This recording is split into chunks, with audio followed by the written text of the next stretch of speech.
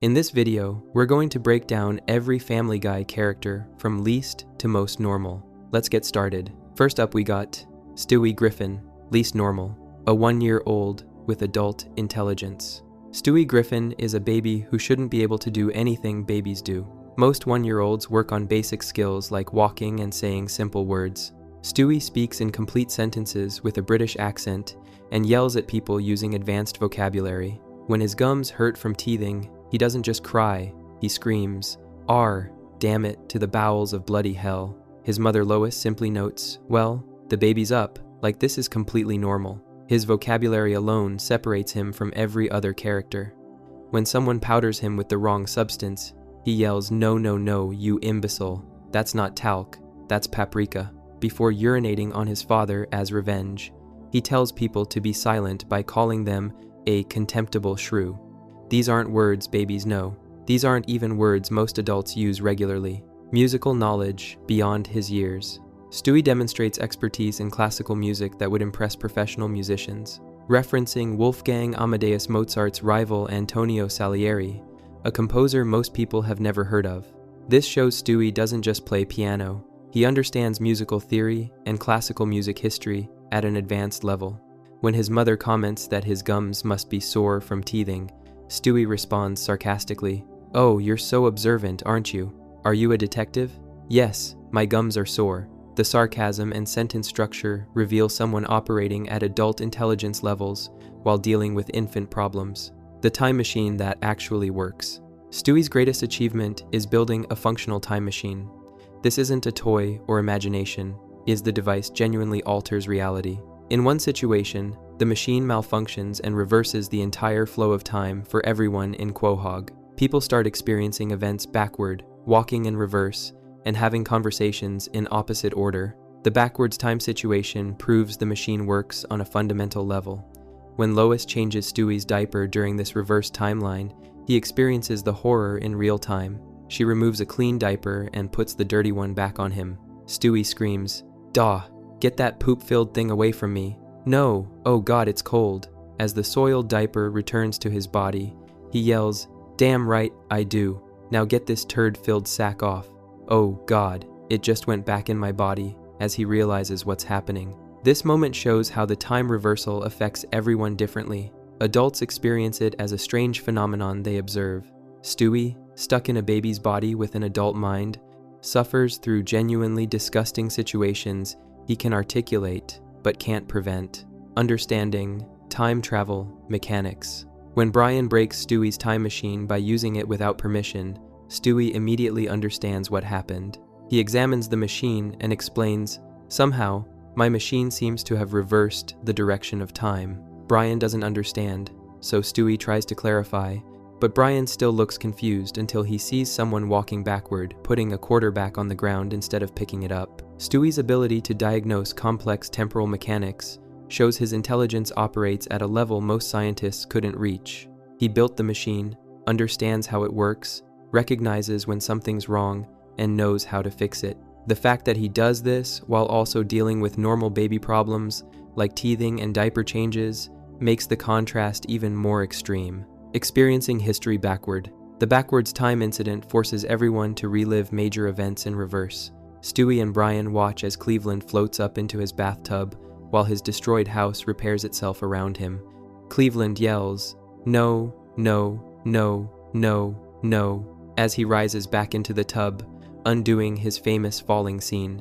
They also witness Peter and Ernie the giant chicken fighting in reverse, with punches pulling back and damage undoing itself.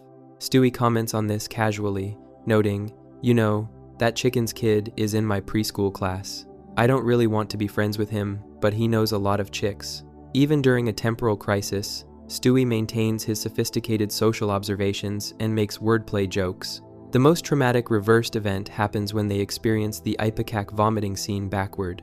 Instead of throwing up, everyone has to consume the vomit as time runs in reverse. Brian panics and yells, "We just ate so much vomit," while Stewie screams in disgust.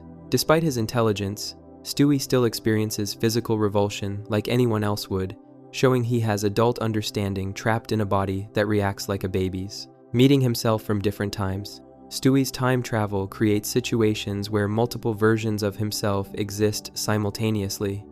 When he travels back to the pilot episode, he hides under his bed while his past self works on building a weapon. The younger Stewie hears a sneeze and discovers the future version hiding there. Their conversation reveals how Stewie's mind works. The younger version says, "Who the deuce are you?" And the older Stewie responds, well, I'm you." When the younger version doubts this, the older Stewie proves his identity by mentioning the Eddie Bauer catalog, apparently something only Stewie would know about himself. The younger Stewie gasps and accepts this immediately. This scene shows Stewie doesn't panic when confronted with impossible situations. He calmly explains time travel to himself, and both versions handle the paradox rationally. Most people would struggle to process meeting a future version of themselves.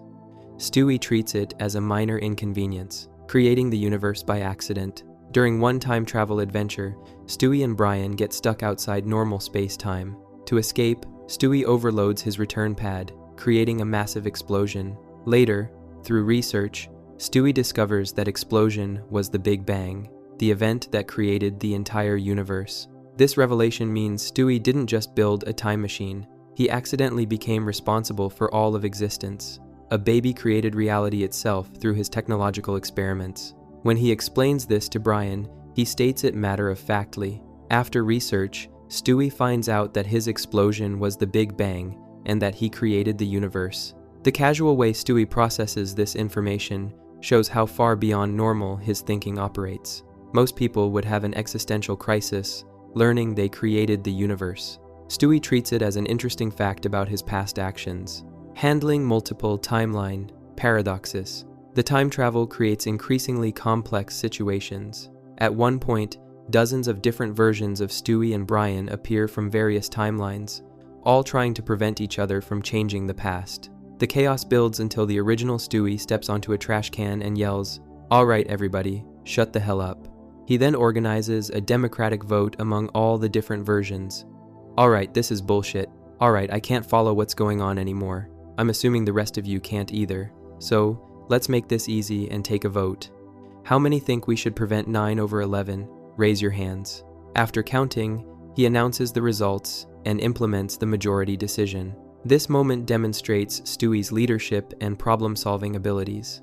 Faced with a paradox involving dozens of versions of himself, he doesn't panic or give up. He applies democratic principles to resolve a temporal crisis, showing political understanding alongside his scientific knowledge. Weaponizing future knowledge, Stewie understands how dangerous time travel can be. When he needs to prevent other versions of himself from changing the past, he travels back with a gun and threatens them. "Get the fuck back in your time machine." When one Brian tries to negotiate, Stewie shoots him in the leg to prove he's serious. "You gonna flap your lips? Or you gonna do what I said?" His willingness to shoot alternate versions of his best friend shows Stewie understands stakes and consequences. He knows that allowing timeline changes could erase their entire existence, so he uses violence to prevent it. This ruthless pragmatism reveals someone who can make hard choices most people couldn't handle. Understanding complex timeline theory. After fixing everything, Stewie explains to Brian what happened. "If I were successful in restoring the past just now, you and I will never have existed. The chronological tangent that created us will have been erased." Brian asks if it will hurt, and Stewie responds, "Just a little," before they both disappear.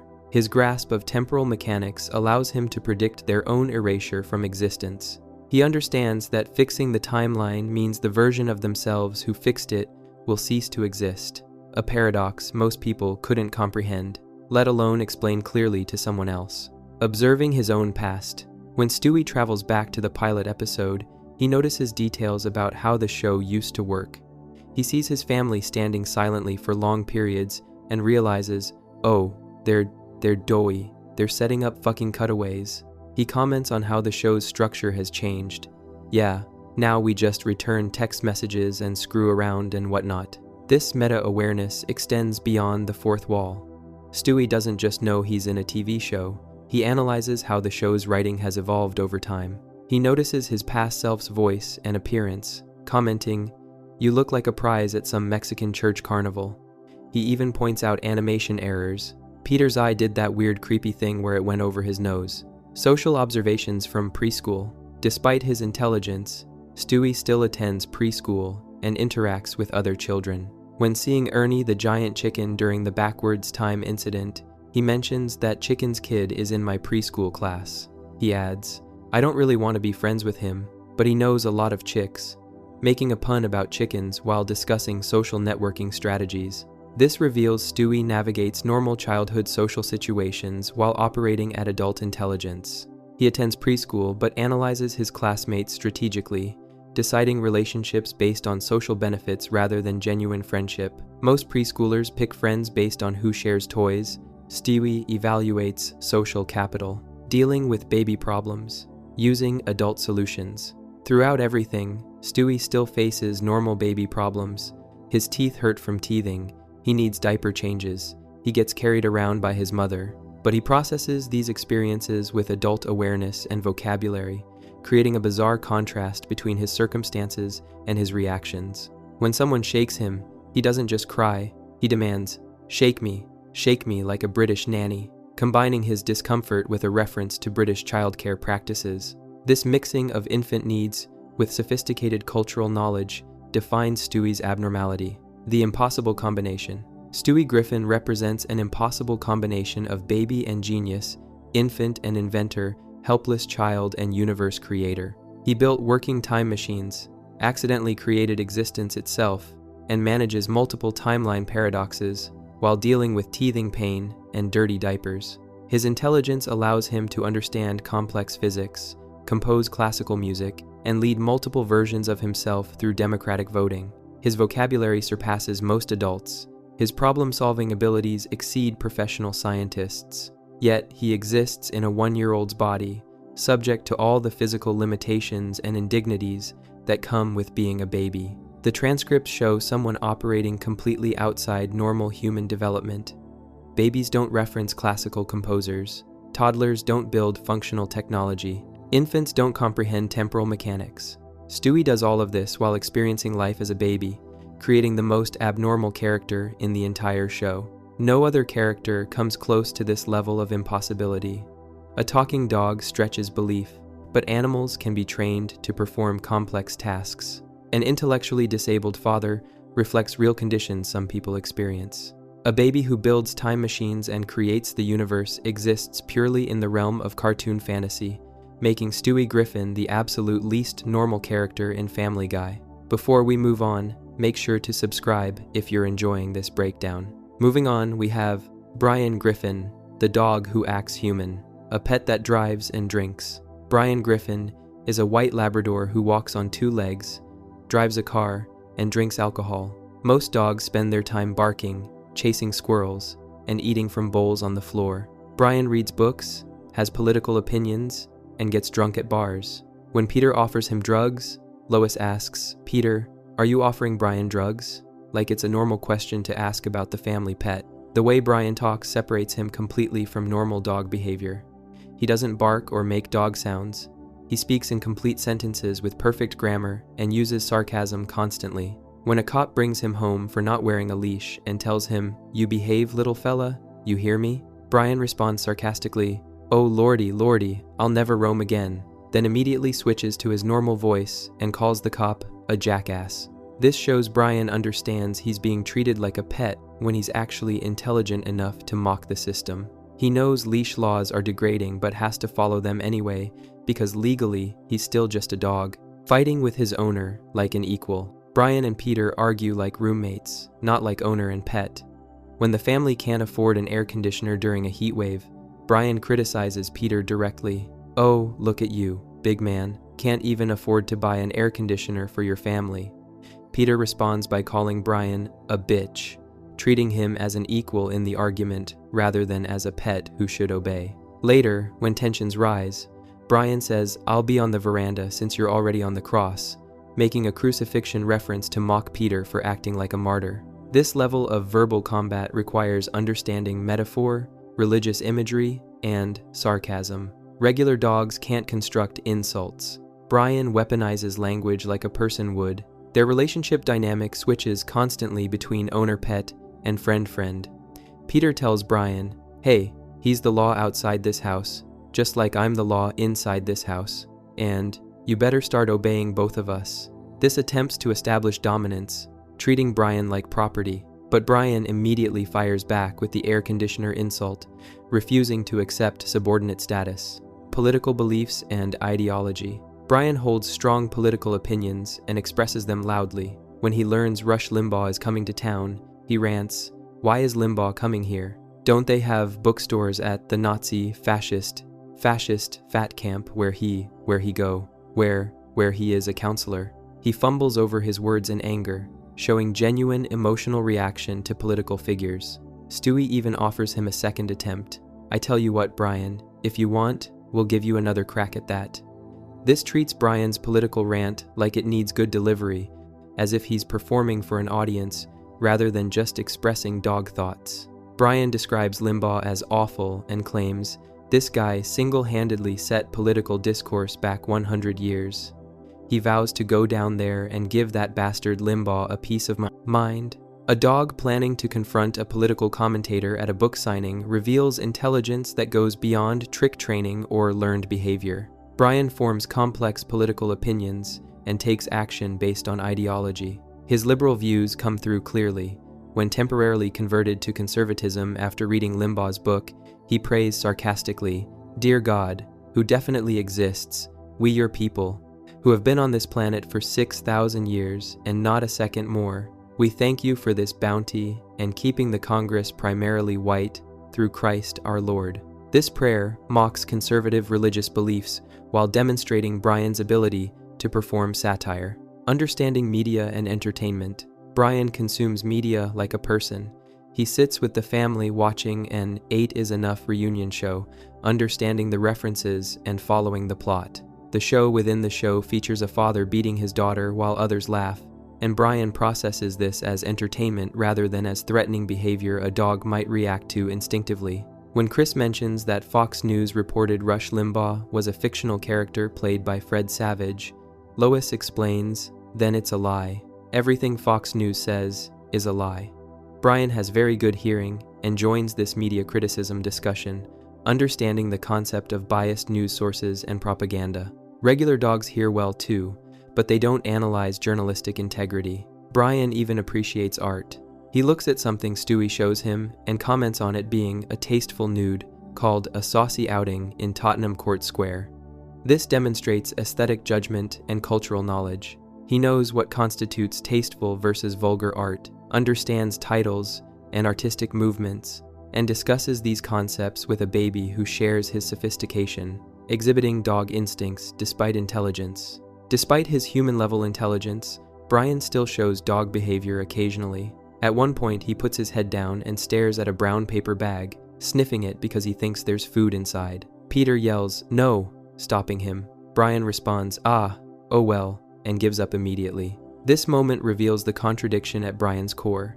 His mind operates at human level, but his instincts remain purely canine. The smell of food triggers dog responses he can't fully control, even though he knows intellectually he shouldn't act on them. He speaks eloquently about politics but still wants to investigate food smells like any dog would. Another dog comes up to Brian and sniffs his rear end. Standard dog greeting behavior. Brian asks, "Do I know you?" treating the butt sniffing as a social introduction rather than showing embarrassment or disgust. He accepts that other dogs will treat him like a dog, even though he considers himself above such behavior. Later, after an emotional moment, Brian licks Peter's face. Immediately afterward, he threatens, "If you ever tell anyone about that, I will kill you."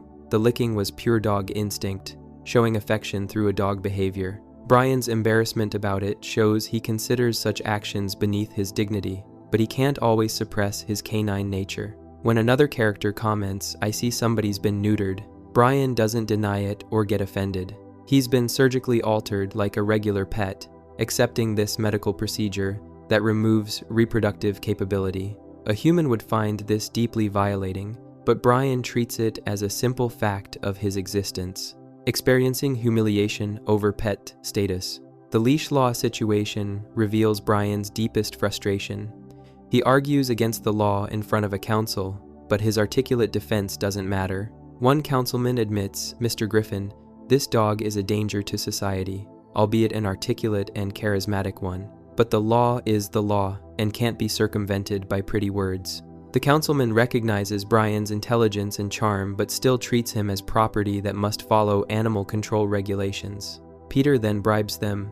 "I'll give you each $20. The councilman immediately responds, "Deal." He can go. Brian's freedom gets purchased for $40 total, the same way someone might pay to get their actual dog out of the pound. This experience breaks something in Brian. He tells the family, "We can never go back to the way things were. Not after the way I have been treated. Not after what I have seen." Chris asks, "What did you see? Was it breasts?" Completely missing Brian's emotional pain and assuming he's upset about something sexual instead. Brian later declares his intention to leave, showing genuine hurt over being treated like property despite his obvious intelligence. The family responds to his pain with jokes rather than taking his feelings seriously, highlighting the fundamental disconnect between how Brian sees himself and how others see him. Converting his political views through reading. When Brian actually reads Rush Limbaugh's book, his entire worldview shifts. He goes from calling Limbaugh a fascist to exclaiming,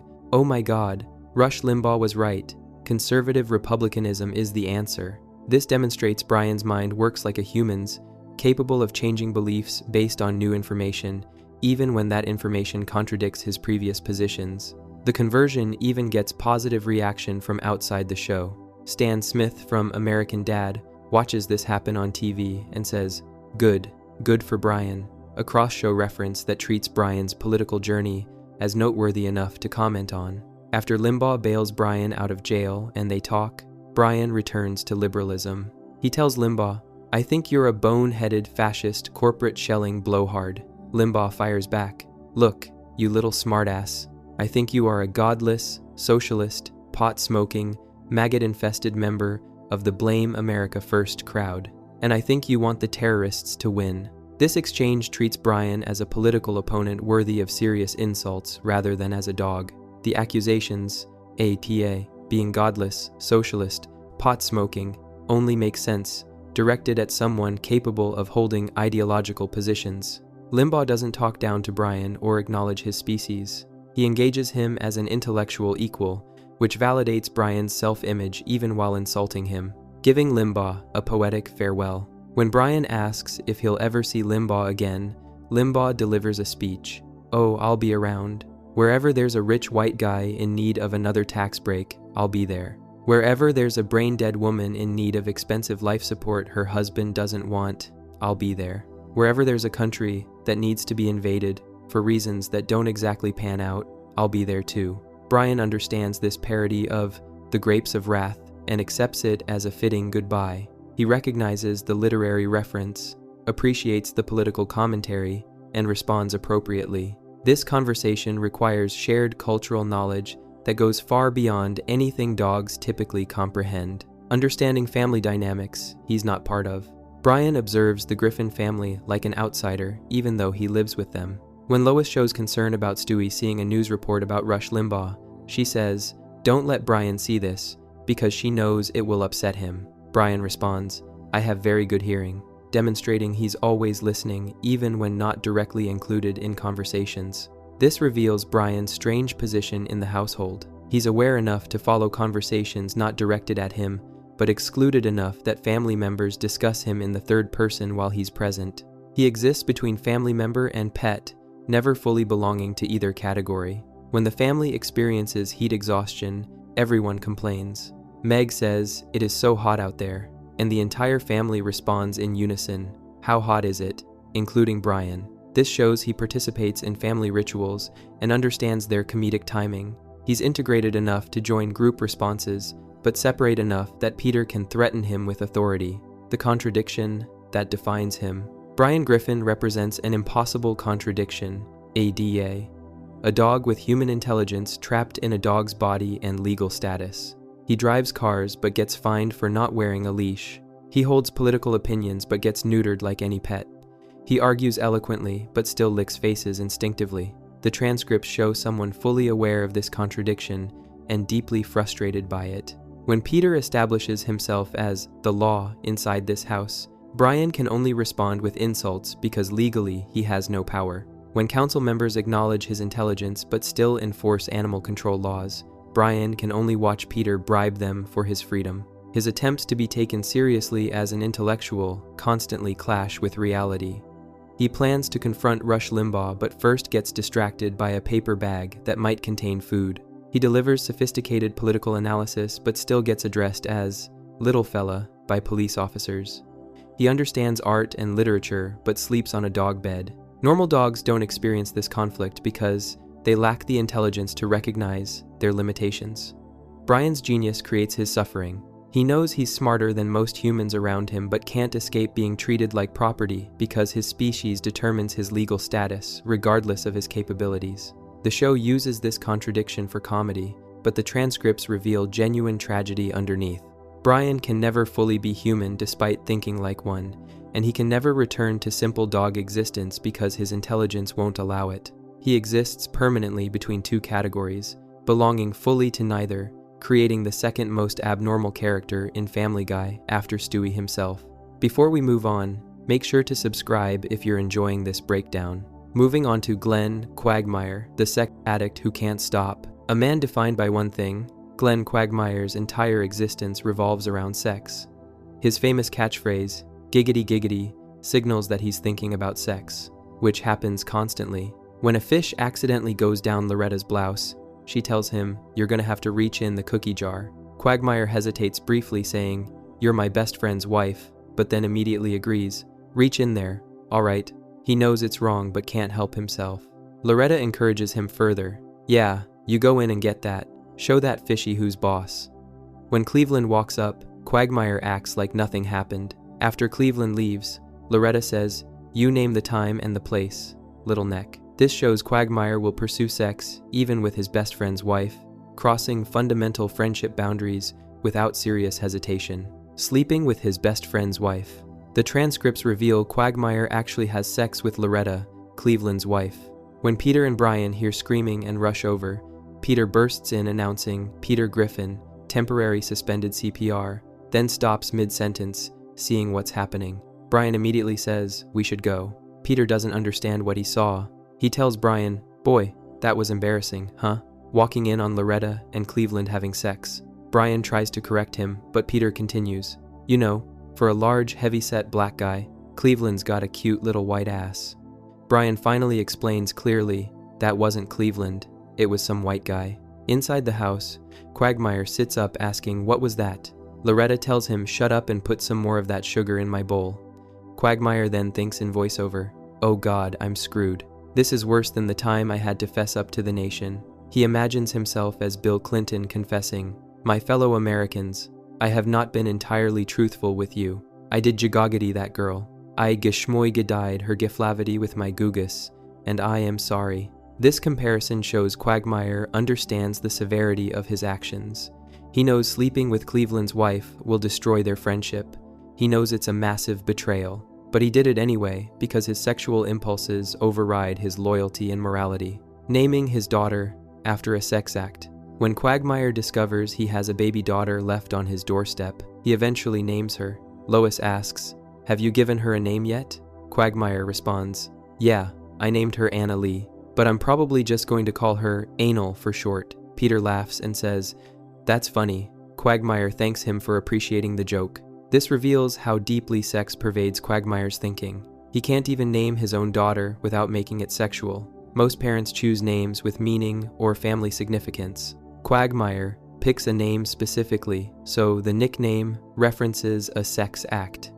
He finds this amusing rather than inappropriate. The fact that Peter laughs shows this behavior gets normalized by the people around Quagmire. Nobody tells him naming his baby after anal sex is wrong or disturbing. They treat it as typical Quagmire humor instead of a sign of serious problems. Having no idea how to be a father. When Quagmire first gets his daughter, he has no parenting instincts whatsoever. The DNA test confirms, "This little girl is definitely your baby, Quagmire." He immediately responds, What am I supposed to do? I don't want a baby. Look, somebody's got to take this kid off my hands. I can't be a father." Lois tries to help, bringing him baby supplies and books. She hands him the baby and says, "Now, I brought you a basket of things to get you started. There's baby clothes, some toys, and some books. Now, if you have any questions, we're right across the street. After everyone leaves, Quagmire holds his baby asking, "Hey, what's going on?" His instructions to the baby show complete cluelessness about childcare. He tells her, "Not really sure what I'm supposed to do with you," then sets her down on the couch. His actual parenting advice includes, "There's some frozen steaks in the freezer, bathrooms down the hall to the right. If you ever come home and there's a tie on the door, it means I'm frogging someone, so give me at least, a couple hours. You smoke?" These instructions treat a baby like a roommate, rather than an infant needing constant care. Quagmire offers her food she can't eat, expects her to understand door signals about sex, and asks if she smokes. This isn't just ignorance, it's a fundamental inability to shift his thinking away from his usual lifestyle. Unable to stop his sexual activities. Even with a baby keeping him up every night, Quagmire tries maintaining his sex life. One scene shows him in bed with a woman named Candy. The baby cries, and he has to get up to handle it. After putting the baby back to sleep, he returns to bed. Candy asks, "You have a baby?" Quagmire responds, "Yeah, it's a long story. Damn kids, kept me up every night for 2 weeks." He tries continuing where they left off. "Now, where were we? Giggity giggity." Snore. He immediately falls asleep from exhaustion. The next morning, Candy has left him a note. Quagmire reads it, then notices another note on his nightstand. He picks it up reading aloud, "Glenn, this is your child. Next time wear a condom jar." Then realizes, oh, that's the note from earlier. "I need a file cabinet." This moment reveals Quagmire's organizational chaos around his sexual activities. He has so many encounters and situations that he can't keep track of different notes. The fact that his first thought is needing better filing rather than reducing his activities shows where his priorities lie. Trying to give his baby away, the exhaustion and responsibility become too much. Quagmire goes to Peter, holding Anna Lee in his lap. "So, it's just not working out, me being a father. And that's why I'm wondering if you and Lois would be willing to adopt the baby." Peter responds honestly, oh boy, Quagmire, I don't know that we can do that. We can barely take care of the two we have." Peter then makes a suggestion. Now, this is just a suggestion, just throwing it out there. Have you considered abortion?" Quagmire points out, Peter, I think it's too late for that." Peter insists, "Oh, don't let the press put the scare into you. Wade versus Boggs has not been overturned." When Quagmire explains, "Yeah, but you can't really abort a live baby," Peter whispers conspiratorially while putting his hand on Quagmire's shoulder, Glenn, give her back to God." This absurd conversation shows how desperate Quagmire is to escape fatherhood that he entertains Peter's insane suggestions. Going to an adoption agency, Quagmire, Peter, and Joe go to the Quahog Adoption Agency. Joe tells him, "You're doing the right thing, Quagmire." Peter adds a legal clarification. "All right, Quagmire, just so you're clear on the law, once you give this child up to the adoption agency, you can no longer abort it." At the counter, Quagmire explains to the receptionist, "Yeah, it's not working out. I need to get her out of my hair." The receptionist asks, "Is it a boy or a girl?" Quagmire answers, "It's a girl. Her name's Anna Lee." The receptionist responds, "Oh, beautiful name. Let me take her from you." But when Quagmire looks at Anna Lee, she's looking back at him and smiling. Joe prompts, "Well, go on, Quagmire. Give her the baby." Quagmire hesitates. I will. I just." Anna Lee reaches out for him while smiling. He finally hands her over, saying, "Here, she'll go to a good home, right?" The receptionist assures him, "Oh yes." Quagmire then asks, "She'll be somewhere safe, right? Like, you're not going to put her with sand people, right?" The receptionist asks, confused, "You mean like from Star Wars?" Quagmire laughs, No, making clear he means something racist rather than fictional aliens. Celebrating his freedom at a strip club. After giving up his daughter, Peter takes Quagmire to a strip club called the Fuzzy Clam. Peter announces, "This will be great, Quagmire. A nudie bar is the perfect way to celebrate your first night without a baby." Quagmire agrees. "Yeah, Peter, this is great. I feel like myself again. I'll tell ya, my life was so dominated by that baby. I'm glad she's gone." This reveals Quagmire's identity centers entirely on his sexual activities. Having a baby prevented him from being himself because it interfered with strip clubs and casual sex. Now that she's gone, he can return to his normal life. He doesn't see fatherhood as part of his identity. It's an obstacle to who he really is. Peter tries justifying the decision. Sometimes you just gotta make a decision and go with it. But while watching the strippers, something shifts in Quagmire. He starts making comparisons. That stripper has a rash on her ass, just like Anna Lee used to get. He continues, and that other stripper's sitting on that guy's lap, just like Anna Lee used to do. Then, and that stripper only has one tooth, just like Anna Lee. Peter asks, Quagmire, you feeling okay? Quagmire realizes, I don't know. I think I might have made a terrible mistake. I abandoned my daughter. Why did I give away my only daughter? He starts sobbing, oh God, and runs from the strip club crying, realizing he actually cares. Quagmire, Joe, and Peter find the house that adopted Anna Lee. Quagmire says, all right, here it is, 625 Maple. That's the family that adopted Anna Lee. They walk toward the house, but Joe, being in a wheelchair, can't get up the first step. He calls out, hey, wait, guys. Well, it's just me and my old nemesis. First step. The first step itself talks, laughing. Hey Joe, what you doing? You out for a walk? Joe responds, I hate this block. While Joe struggles with the step, Quagmire looks through the window at Anna Lee with her new family. What he sees changes everything. Quagmire tells Peter, look at her. She looks so happy, almost like she belongs there. They look like a real family. I can't take her away from this. Joe shouts from the bottom of the steps, what's happening? Peter shouts back, he's not going to go through with it. It's a nice family and the kid will be better off here. Joe shouts, aw, that's sweet. What's the inside of the house look like? Peter yells, colonial. Furniture's pretty good. Possibly imported area rug. Joe responds, oh, that's nice. A bit pricey, but for the money you're spending, it's not a bad way to go.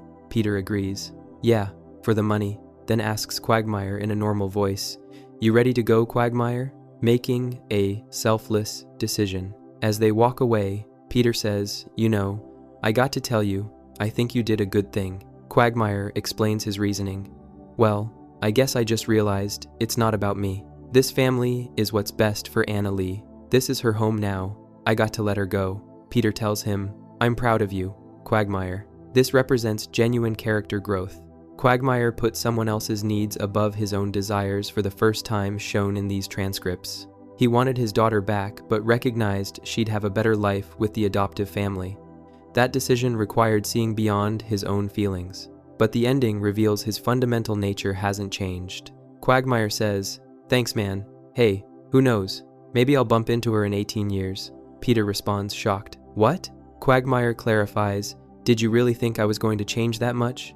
He then addresses the audience directly, holding his thumbs up. Good night, everybody. This final joke makes explicit what the episode implied throughout. Quagmire plans to have sex with his own daughter once she turns 18. He doesn't see this as wrong because his sexual impulses override all other considerations, including basic morality and family relationships. The audience address treats this as a punchline rather than a disturbing confession. Cleveland's reaction to the betrayal. When Cleveland learns about Loretta and Quagmire, his response shows how severely the betrayal hurt him. At first, he tries reasoning with Loretta. Loretta, is it true what they're saying? Were you really having carnal relations with another gentleman? She responds, I'm a woman, Cleveland. I need some passion in my life. I need a real man, and Lord knows that ain't you. Cleveland apologizes. Well, I admit after a long day at work, I don't always come home with that reunite on ice. That's Niece's mentality. And for that, I apologize. Loretta gets angrier. Apologize? I cheat on you, and you apologize to me? Cleveland Brown, you are pathetic. Cleveland responds calmly. I disagree, but I respect your candor. This shows Cleveland's gentle nature, even when betrayed. He tries understanding her perspective and takes responsibility for his role in their marriage problems. But eventually, he reaches his limit. At Peter's urging, Cleveland confronts Loretta directly. Loretta, what you did was unforgivable. This marriage is over. She responds, well, that's just fine, Cleveland, 'cause I am through being your wife. Cleveland asserts himself. Well, I may not be perfect, but I deserve better than you. Cleveland's anger at Quagmire. Peter tries making Cleveland angry enough to confront Quagmire. He puts on a Quagmire mask, saying, "Hey, look at me. I'm Quagmire. I had sex with your wife. Giggity, giggity, giggity, giggity." Cleveland actually laughs, noting, "Those are so his mannerisms." Brian asks, "Peter, what the hell are you doing?" Peter explains, "I'm not Peter. I'm Quagmire, and I'm doing you, Loretta." He puts a Loretta mask on Brian, who responds, "What the hell?" Peter and Brian then act out Quagmire having sex with Loretta, which finally enrages Cleveland. Cleveland growls, grabs the Quagmire mask, and tears it in half. He yells, "Glenn Quagmire, you're dead." The Popeye theme music plays as Cleveland eats a can of spinach. Steam blows out of his ears and he storms toward the door. Peter tries calming him. All right, calm down, Cleveland." Cleveland keeps yelling, "I'm gonna kill Quagmire," while panting. Peter notices, "Oh God, you're hyperventilating. Chris, get me a bag." Chris hands Peter a plastic bag. Peter instructs, "Okay, Cleveland, breathe into the bag. It'll calm you down," and places the bag over Cleveland's entire head, not understanding you're supposed to breathe into an open bag, not have it covering your face. Lois starts to object, "Peter, I'm not sure that's..." But Cleveland begins gasping for air. Peter keeps going, "Not now, Lois." "Okay, Cloquel. Okay, Cleveland, relax, relax, relax, relax, relax. There you go. Okay, shh. It's okay. It's all gonna be okay." Cleveland collapses unconscious on the ground. The fundamental problem. Quagmire represents someone whose sexual impulses completely dominate his decision-making. He betrays his best friend by sleeping with Cleveland's wife. He names his daughter after a sex act. He can't adjust his lifestyle to accommodate basic childcare. He celebrates being free from fatherhood by immediately going to a strip club. When he shows genuine growth by letting his daughter stay with her adoptive family, he immediately undermines it by joking about having sex with her in 18 years. This final moment reveals that any positive change remains superficial. His core identity centers on sex regardless of consequences. The transcripts show someone who understands right and wrong intellectually, but can't control his behavior. Quagmire knows sleeping with Loretta will destroy his friendship with Cleveland and City. He even imagines it being like a presidential scandal, but he does it anyway. He knows he should care for his daughter properly, but can't stop his sexual activities even temporarily. His professional success as an airline pilot exists in complete contradiction to his personal chaos. He flies commercial aircraft safely while maintaining relationships with countless women whose names he probably doesn't remember. This split between professional competence and personal dysfunction makes him more abnormal, not less. Normal people can control their sexual impulses enough to maintain friendships and family relationships. Quagmire can't or won't. His catchphrase announces his thoughts before he speaks because everyone knows he's always thinking about sex. That predictability would be boring if it wasn't also disturbing in its completeness.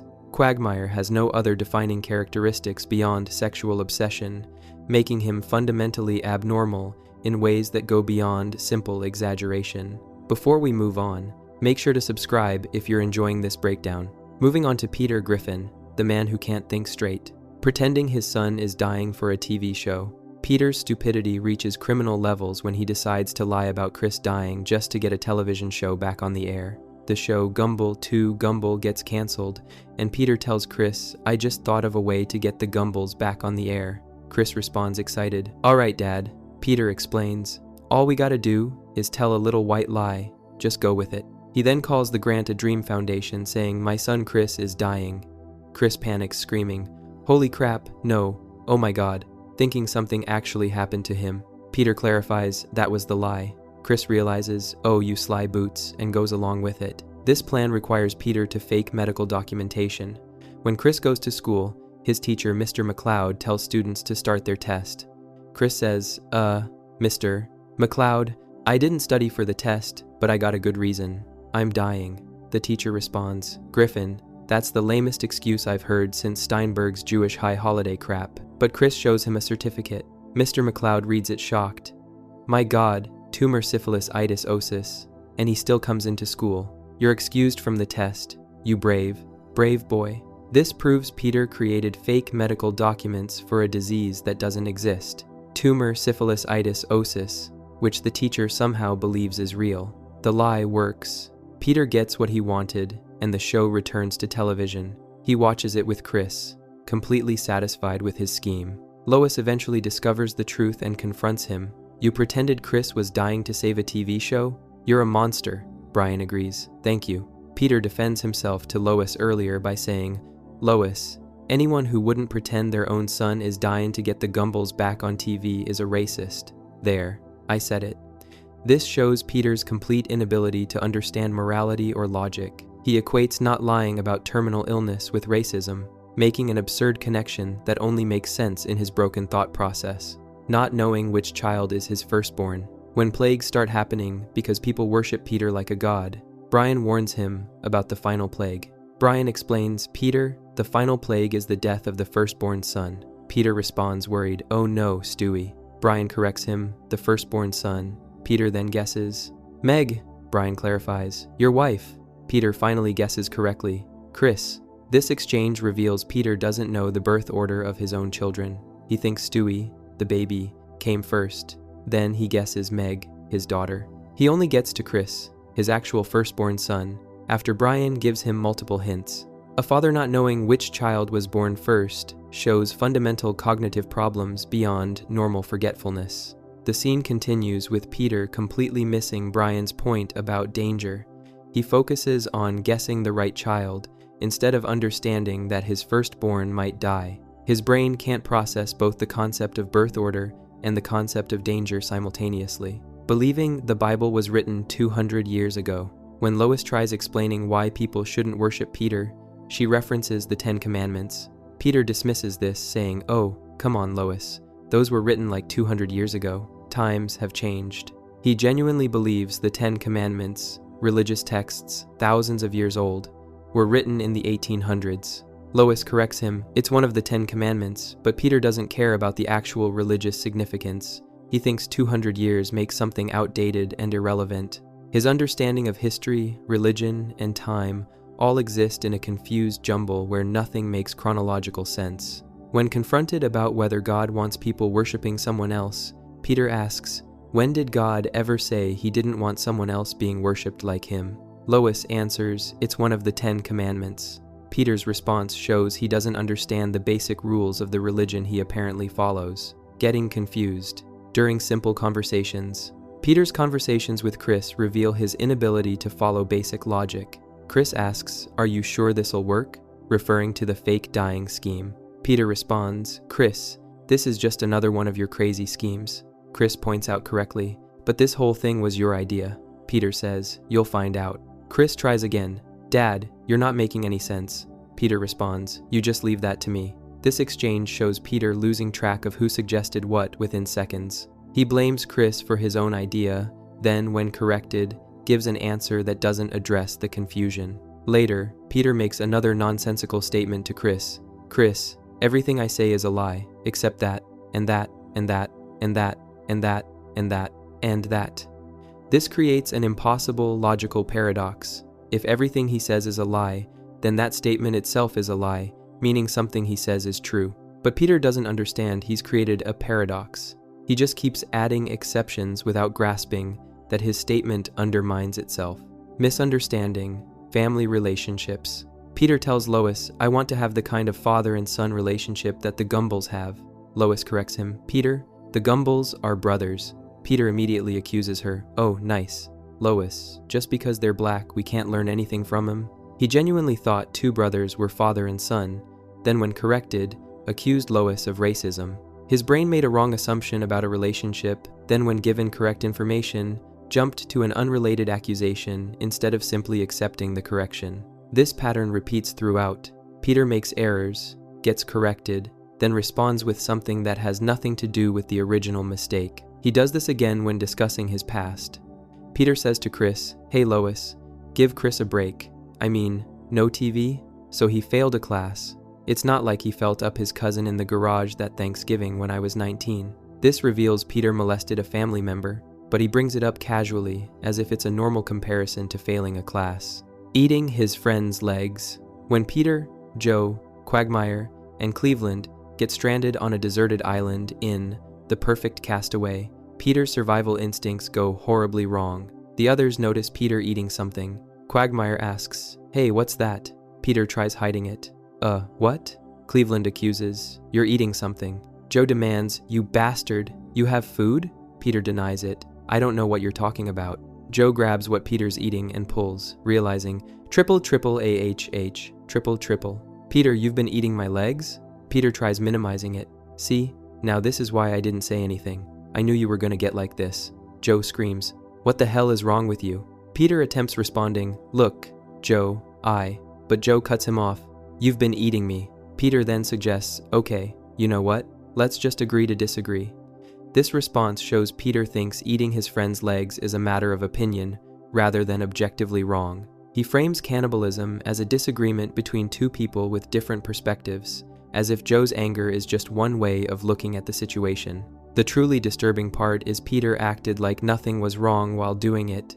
He didn't eat Joe's legs in a desperate survival situation where he asked permission or explained the dire circumstances. He secretly ate them and tried hiding it when caught. When exposed, he blamed Joe for getting like this about having his legs eaten, confusing racism with valid criticism.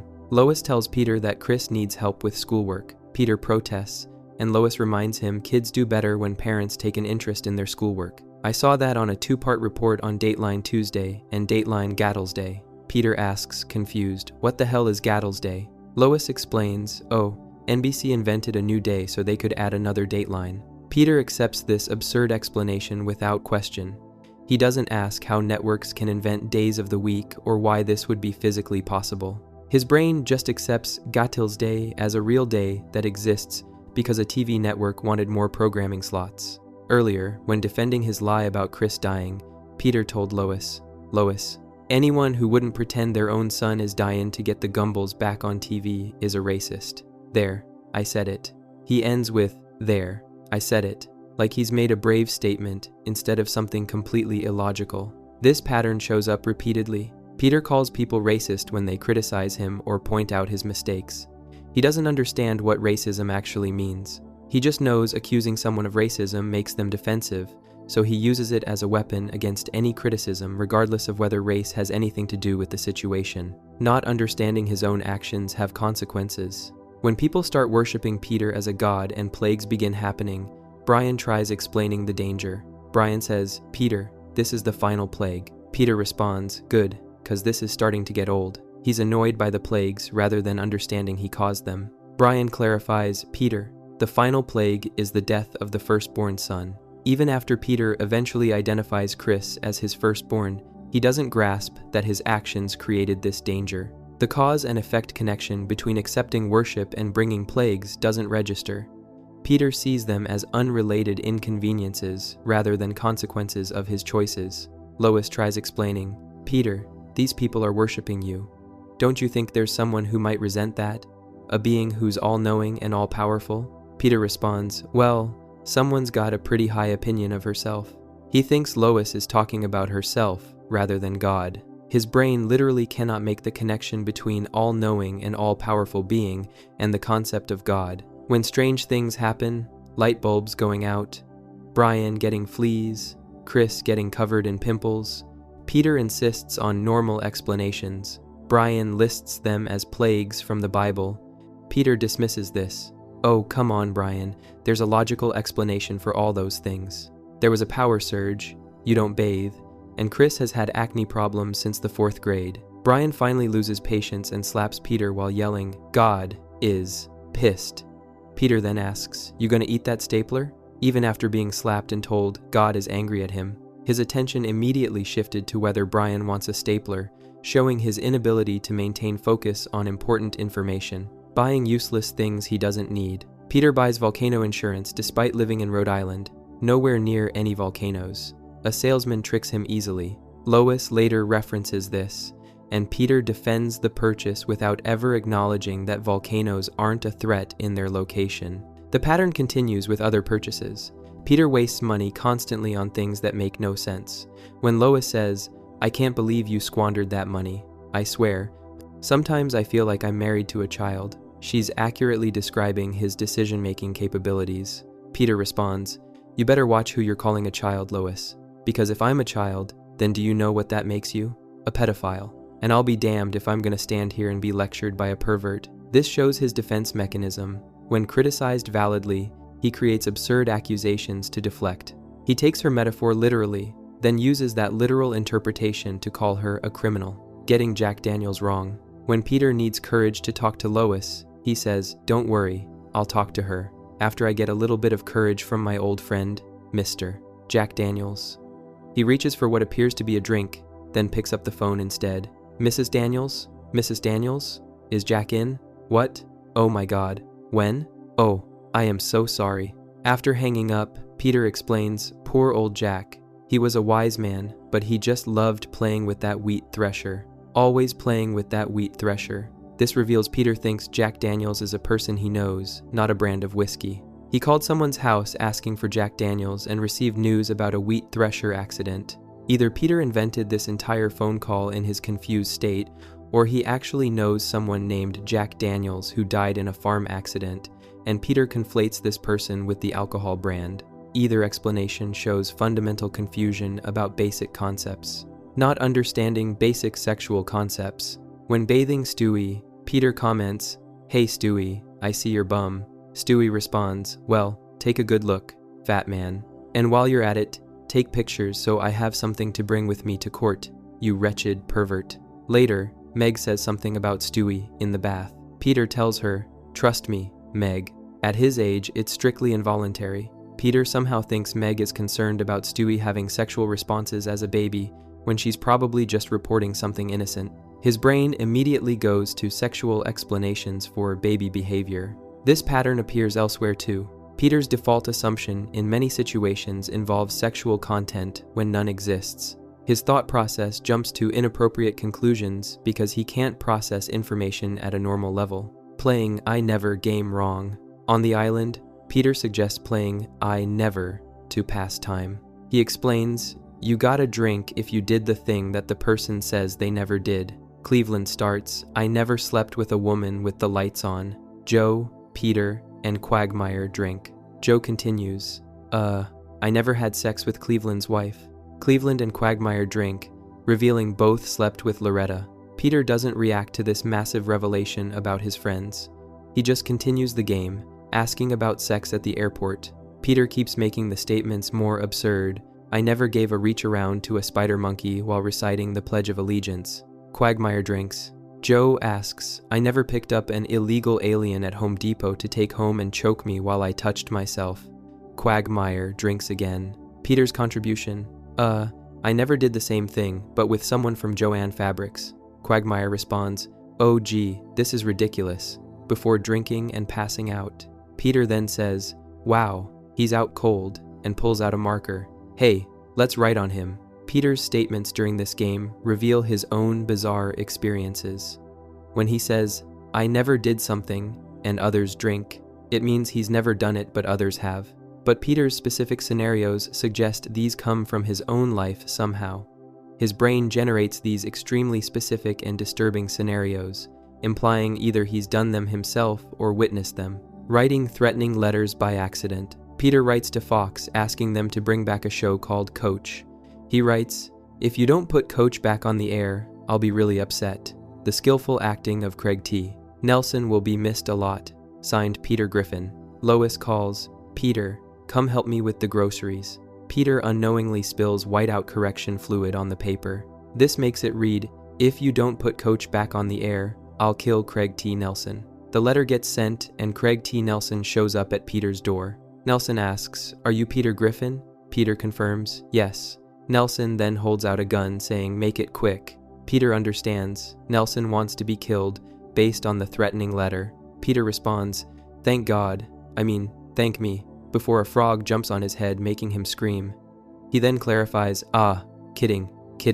This scene shows Peter's carelessness caused a death threat to be sent to an actor. He didn't check the letter before mailing it. When the consequences arrive at his door, his first instinct is gratitude that someone wants to die.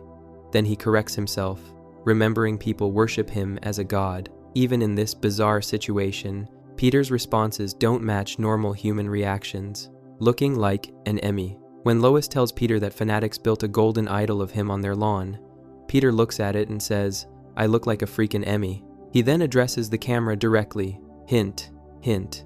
This breaks the fourth wall to complain that Family Guy hasn't won Emmy Awards.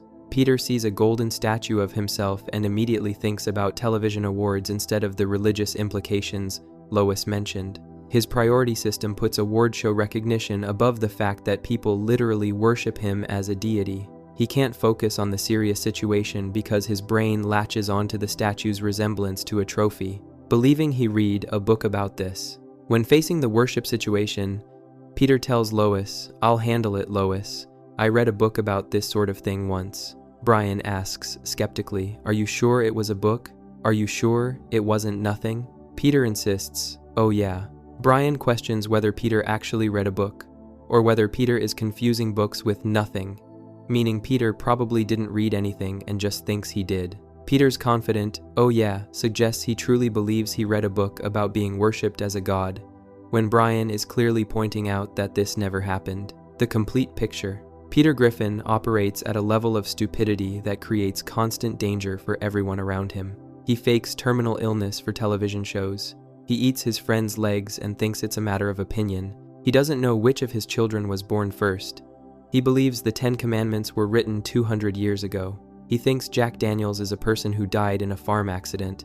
His defenses against criticism involve accusing others of racism or pedophilia, regardless of context. When caught doing something wrong, he minimizes it or suggests agreeing to disagree, even about objective moral violations like cannibalism. He buys volcano insurance in a location without volcanoes. He accidentally sends death threats to actors. He confuses playing drinking games with receiving confessions about friends sleeping with other friends' wives.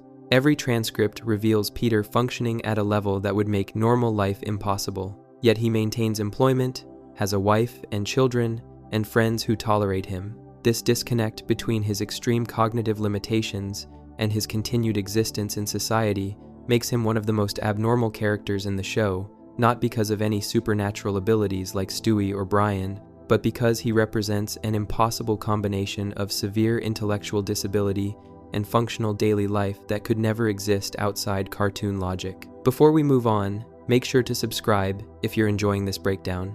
Moving on to Chris Griffin struggles with vocabulary that most people learn in elementary school. When Peter returns from business trips and asks, "How were all your business trips?" Peter responds, "Oh, exemplary, Chris." Chris admits, "I don't understand what either of those words mean." Stewie points out, one of them was Chris. Chris doesn't understand the word Chris, his own name, when used in a sentence. He also doesn't know what exemplary means, which is understandable. But the fact that he can't identify his own name being spoken to him reveals cognitive problems that go beyond simple vocabulary gaps. This happens again when Chris says, "Apologies for being so tardy." Peter makes a joke. "Ah, Chris, you're not tardy. We tested you twice." The joke plays on tardy, sounding like a slur, but Chris apparently doesn't understand. He just used a word that could be misheard. He speaks words without understanding their meanings. Thinking 1803 is the future. When Stewie takes Chris time traveling to help him study for a history test, Stewie announces, "The year is 1803. Chris responds, "Ah, the future." He genuinely believes 1803, over 200 years in the past, represents the future. This shows Chris has no concept of historical timeline or how years work. He doesn't understand that lower numbers mean earlier dates. He can't grasp that the current year is higher than 1803, making 1803 the past. His brain processes the date as meaningless numbers rather than a position on a timeline. Later, when they visit Jane Austen in 1798, Stewie says, "All right, Chris, it's 1798, and we're in the home of Jane Austen." Chris responds, "Jane Austen? I don't think she's on my history test, Stewie." Chris only cares whether something appears on his test, showing he learns through pure memorization without understanding context or connections between historical events and people, confusing a toaster with a computer. In The Most Interesting Man in the World, Peter becomes more sophisticated and replaces the TV with a bookshelf. Chris wants to watch TV and gets confused by the change. Later, in Peter, Chris, and Brian, the transcript references an earlier moment where Chris and Peter both think a toaster is a computer. This reveals Chris processes visual information incorrectly. He sees a small rectangular device and can't distinguish between a toaster that heats bread and a computer that processes information. The two objects have completely different functions, appearances, and purposes, but Chris's brain categorizes them as the same thing. Staring at Cheerios. Chris gets excited about something in his breakfast cereal. When examined, he's eating Cheerios and staring at the letter O shape. He finds this fascinating or surprising, not understanding that Cheerios are specifically O-shaped. He either forgot what Cheerios look like or never processed this information in the first place. This moment shows Chris experiencing basic shapes as novel discoveries. The letter O excites him as if he's seeing something unexpected, even though the cereal's entire identity is being O-shaped. His ability to retain information about everyday objects appears severely limited, thinking his nose is becoming a woman. When Chris gets a nosebleed, he announces, "Yay, my nose is finally a woman." He apparently thinks nosebleeds are equivalent to menstruation, confusing two completely different biological processes. He's excited about this transformation, treating it as a milestone. This confusion reveals Chris doesn't understand basic human biology or the difference between bleeding from injury versus reproductive biology. He's a teenage boy who should have learned this information years ago, but his brain created a bizarre connection between noses and gender that makes no logical sense, making inappropriate dinner conversation. During a family dinner, Meg makes a disgusting announcement. "Aw, I got a skin tag in my crack, and it stings when I don't wipe right." Stewie responds with disgust. This has been a bad dinner. The fact that Chris doesn't react to this at all suggests either he's so used to inappropriate family conversations that nothing registers as unusual, or he didn't understand what Meg said. Either explanation shows abnormal social processing. Most people would respond with disgust or awkwardness to such a statement at dinner, not knowing who's taking pictures. When Peter nails Chris's door shut to force him to study, Chris gets trapped with Peter's phone inside. Chris sees pictures Lois sent and says, "Dad, it looks like some girl sent you a picture of her privates." Peter panics, trying to get the door open. Chris then observes, "Wait a minute, that's both her hands. Who the hell is taking the pictures?" This shows Chris can process visual information and notice logical inconsistencies when looking at images. He understands that someone needs hands to take pictures, and if both hands are visible, someone else must be operating the camera. But his first thought when seeing the pictures wasn't, "This is my mother." He referred to her as some girl. Either Chris didn't recognize his own mother in the photos, or he did recognize her, but his brain processed it as some girl anyway. Both possibilities show concerning cognitive patterns. Wanting to kill scientists. During the time travel adventure, Brian takes them to pre-Soviet Russia for personal reasons. He approaches Ivan Pavlov and says, "Hey Pavlov, you dog-teasing dick. How's this for positive reinforcement?" Brian then beats Pavlov to death with one of his bells and spits on the corpse. Chris's response is enthusiastic, "I want to kill more scientists." After witnessing one murder, Chris immediately wants to make it a pattern. He doesn't question Brian's violence or ask why they killed someone. He just wants to kill more people in the same profession. This reveals Chris lacks moral reasoning about violence and death. He sees murder as entertainment and immediately wants to participate. His brain doesn't process the ethical implications of killing people or understand that murder is wrong regardless of the victim's profession. Not understanding relationships. When Brian finds Chris after he runs away on the Titanic, Chris greets him sarcastically, well, if it isn't booger breath and the mushroom tip." Stewie asks, "Which one of us is which?" showing even insults from Chris lack clarity. Chris calls Brian booger breath and Stewie mushroom tip, but Stewie can't tell which insult applies to whom. This suggests Chris threw out two insults without thinking about which matched which person. His insults are random rather than targeted, showing he doesn't process characteristics that would make specific insults relevant. Enjoying terrible places. When Peter suggests going somewhere, Chris responds excitedly, "Let's go get an $18 Coke at the terrible zoo restaurant." Peter agrees and Chris adds, "Yay, sticky tables covered in bees." Chris expresses genuine enthusiasm about a place he knows is terrible, expensive, and unpleasant. He's excited specifically about the negative qualities, overpriced drinks, sticky tables, and bee infestation. Most people complain about these things. Chris celebrates them. Either he doesn't understand these are bad conditions, or his brain processes unpleasant experiences as positive ones, being great by not pretending. Chris tells Peter, "This is why you're so great, Dad. You don't pretend to be someone you're not. You do what you want. You don't care what anyone thinks." Chris admires Peter's worst qualities, his impulsiveness, selfishness, and disregard for consequences. Chris sees Peter's fundamental character flaws as positive traits. He interprets Peter's inability to control himself or consider others as strength and authenticity. This shows Chris lacks the judgment to distinguish between genuine authenticity and destructive selfishness.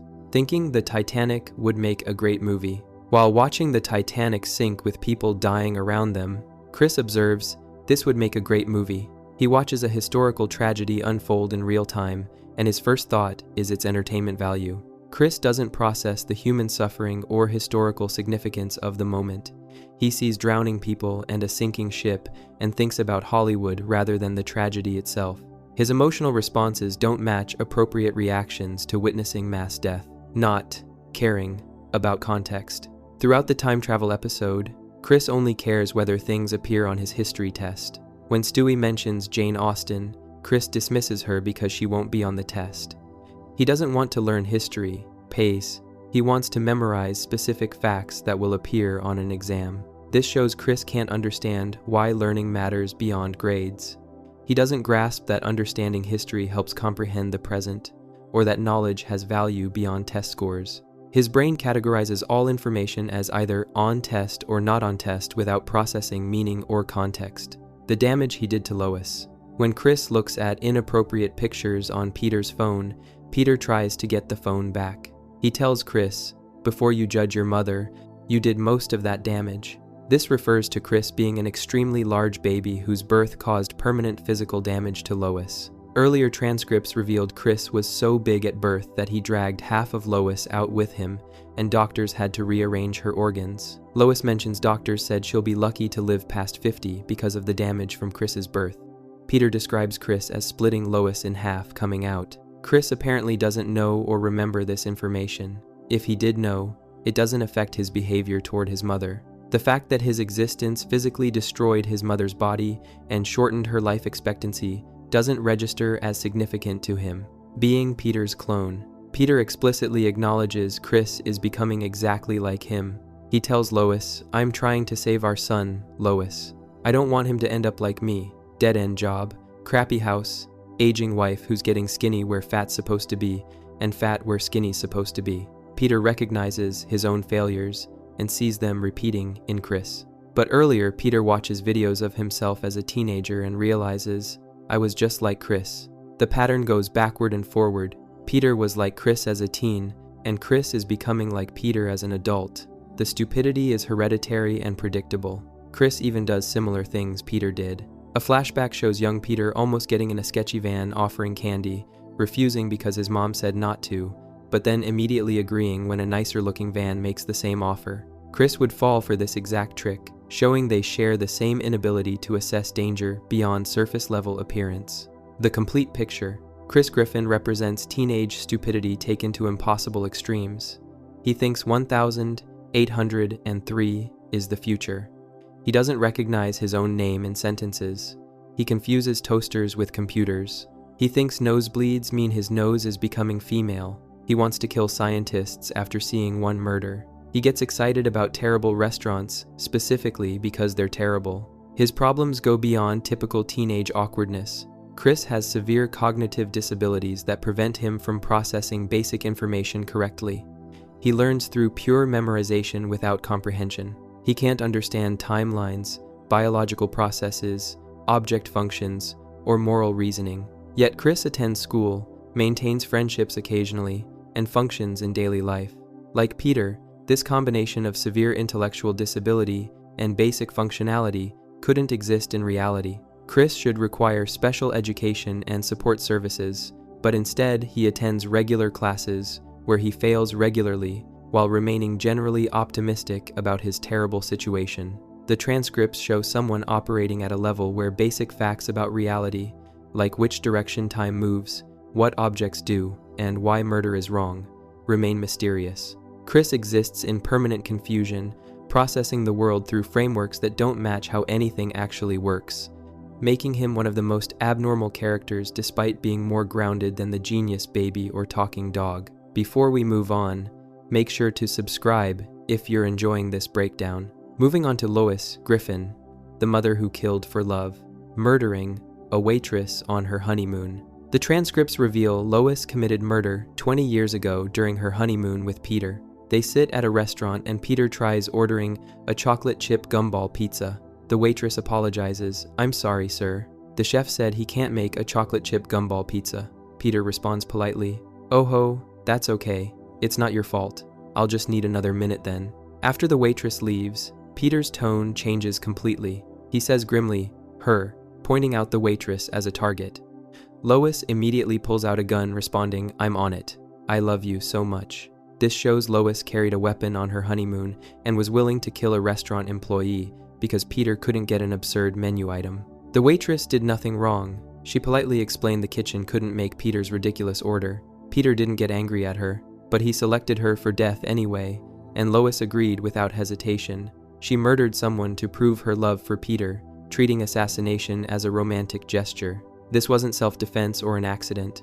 Lois planned to kill whoever Peter pointed at. She brought a gun to dinner specifically for this purpose. When Peter identified the target, Lois expressed love while preparing to commit murder. The combination of violence and affection shows deeply disturbing psychology. Instructing Meg how to have a miscarriage. When Meg announces she's pregnant, Lois's first suggestion is abortion, but she phrases it carefully. "Well, I'm not saying an abortion, per se. Maybe you just drink and smoke a lot." Lois suggests Meg harm herself and the baby through substance abuse instead of getting proper medical care. Meg responds, shocked. "What?" Lois continues, explaining her reasoning. "Just don't start doing it, and then chicken out halfway through the pregnancy, because then you'll wind up with Chris." This reveals Lois tried using alcohol and smoking to terminate her pregnancy with Chris. When she chickened out halfway through, she stopped the substance abuse, resulting in Chris being born with the cognitive problems he has. Lois directly states that Chris's intellectual disabilities resulted from her drinking and smoking while pregnant. She tried killing him through substance abuse, failed to commit fully, and created a son with permanent brain damage. Now she advises Meg to either abort properly or commit fully to substance abuse, using Chris as a cautionary tale about half measures. This shows Lois views her children as mistakes she tried to prevent. She attempted killing Chris before birth and regrets not finishing the job. She frames his existence as the bad outcome of insufficient substance abuse, rather than seeing him as her son who deserves love regardless of his disabilities. Being a mistake herself, Brian reveals to Stewie that he's likely an unplanned pregnancy. He explains the timeline. "You are much younger than Chris and Meg." Lois and Peter had 2 children, back to back, a boy and a girl, one of each, and then stopped. And those 2 were already a stretch for Peter's meager salary. Brian continues, "I mean, don't you think it's a little odd that their plan would include waiting 14 years until Lois was in her 42nds, not exactly prime reproductive years, to have their 3rd child? I'm not saying it's true, but if you do the math, it kinda makes sense." This timeline suggests Lois didn't plan Stewie. She had 2 children when younger, stopped having kids, then got pregnant again 14 years later when contraception failed or they made a mistake. The age gap and timing make intentional pregnancy unlikely. Later in the episode, Stewie wins his school election because it turns out 70% of the kids' parents aren't married and 30% are mistakes. Nobody gets married anymore. This normalizes unplanned pregnancy, but also confirms that Lois raising an unplanned child fits common patterns. The revelation adds context to Lois's behavior. She tried aborting Chris through substance abuse. She waited 14 years before having another child, suggesting she didn't want more kids. Stewie's birth likely represented another reproductive failure she had to accept. Treating Peter like a child. Throughout the transcripts, Lois treats Peter as if he's another child, rather than her husband. When Peter lies about where he's going, she tells him, "Peter, I don't want to have to ground you. You're my husband, and I just don't want you to lie to me." She threatens to ground her own husband, a parenting technique used on children. Peter responds, I lie to you 'cause you treat me like a kid. Lois answers, act like a man and I'll stop treating you like a kid. Peter then says something nonsensical, look like a kid, I'll start acting like a man. This exchange reveals their dysfunctional dynamic. Lois knows she treats Peter like a child. Peter knows he acts like a child. Neither can break the pattern. Lois conditions her respect on Peter's behavior changing first. Peter makes illogical demands that show he can't think clearly enough to improve. The fact that Lois threatens punishment rather than discussing adult relationship problems shows she's given up treating Peter as an equal partner. She's become his mother more than his wife, managing his behavior through consequences rather than mutual respect. Speaking Klingon, in one scene, Peter asks Lois in Klingon, "Where'd you learn Klingon?" Lois responds, "A couple of girls who do my nails are Klingons, and I just had to know if they were talking about me." Peter responds, "Oh, word?" This reveals Lois learned an entire fictional language because she was paranoid about nail salon employees gossiping about her. She assumed people speaking a different language must be talking about her specifically, showing both self-centeredness and ethnic stereotyping. The effort required to learn Klingon, as a constructed language with complex grammar, is substantial. Lois dedicated significant time to learning this language not for enjoyment or cultural appreciation, but purely to spy on service workers she suspected of mocking her. Tracking Peter's spending. Lois monitors Peter's finances closely. She confronts him. "I found your account online. Monday night, you said you were working late, but there's a $62 charge at the Clam." Peter immediately deflects. "So, whoever stole my card is still in town." Lois tracks Peter's credit card purchases and cross-references them with his stated locations. She knows exactly what he spent, where, and when. This level of monitoring shows she doesn't trust Peter at all. Rather than discussing the lie directly, she presents evidence like a prosecutor. Peter's response, blaming card theft, shows he knows Lois caught him lying. Instead of admitting the truth, he creates an absurd alternative explanation. Lois doesn't argue with this obvious lie, suggesting she's used to Peter's constant dishonesty and has given up confronting it directly, wanting Peter back despite everything. When Peter gets trapped underground and might die, the family worries about him. Later, Chris tells a reporter, "Yeah, you know what, Tom? I think we're all gonna go home and charge our laptops a little longer tonight. Just never know when you're gonna run out of juice and have to use your phone." Tom responds emotionally, "You know, just because we're reporters doesn't mean we're devoid of emotion. Go on and head home with your family." After they leave, Tom adds, That's a very horny kid right there." The joke reveals Chris's priority after almost losing his father is charging his laptop so he can watch pornography. This shows how the family processes near-death experiences. They return to their usual dysfunctional patterns immediately. Lois wanted Peter back despite knowing he lies constantly, acts like a child, and requires constant management. She chose to stay married to someone she has to ground and monitor like a teenager. This choice shows either deep love or deep dysfunction, possibly both. The Peter protection pattern. Earlier in Peter's Daughter, Lois tells Peter, "Don't be too hard on yourself, Peter. We all do things that we're not proud of." After Peter realizes he's been a terrible father to Meg, Lois consistently protects Peter from facing consequences of his actions. Peter lists examples of abusing Meg in flashbacks, ETS, flicking her nose, tripping her in the hallway, and shooting her with a gun. These show escalating violence, but Lois's response is to comfort Peter rather than address the abuse pattern. She enables his worst behavior by making excuses, tracking his spending instead of demanding honesty, and threatening consequences she probably won't enforce. The mother-child dynamic persists because Lois allows it, choosing to manage Peter rather than demand he grow up. Her dark past. The honeymoon murder wasn't Lois's only violent act. When she picks up Chris from a friend's house and Peter complains about Meg's boyfriend, Lois speaks Klingon with Peter about their daughter's relationship. This shows they share a secret language for discussing things they don't want others understanding. The fact that Lois learned Klingon, carries guns, and commits murder without hesitation suggests her wealthy background included training most people don't receive. She comes from the Pewterschmidt family, are extremely wealthy with resources to teach their daughter things normal people never learn. Her past includes wild behavior that contradicts her current suburban mother image. She starred in pornography during college. She was a recovering meth addict and kleptomaniac. She attempted substance abuse abortion. She murdered restaurant workers. These aren't teenage mistakes. They're serious crimes and addictions she somehow overcame. Staying with Peter. Despite everything, Peter's intellectual disability, constant lying, childish behavior, and financial irresponsibility, Peter sparred. Lois stays married to him. She could leave. Her wealthy family would support her financially. She has education and talents that could provide income. But she doesn't leave. She manages Peter, monitors his spending, threatens to ground him, and treats him like her fourth child. This choice reveals something about Lois's psychology. She either genuinely loves Peter despite his massive flaws, or she needs him for reasons that aren't obvious. The honeymoon murder suggests Lois's love manifests through extreme actions. She killed to prove devotion. She stays with Peter to fulfill some need within herself. The relationship isn't healthy by normal standards, but Lois chose it and continues choosing it every day. Speaking multiple languages, Lois's Klingon fluency reveals language learning abilities most people lack.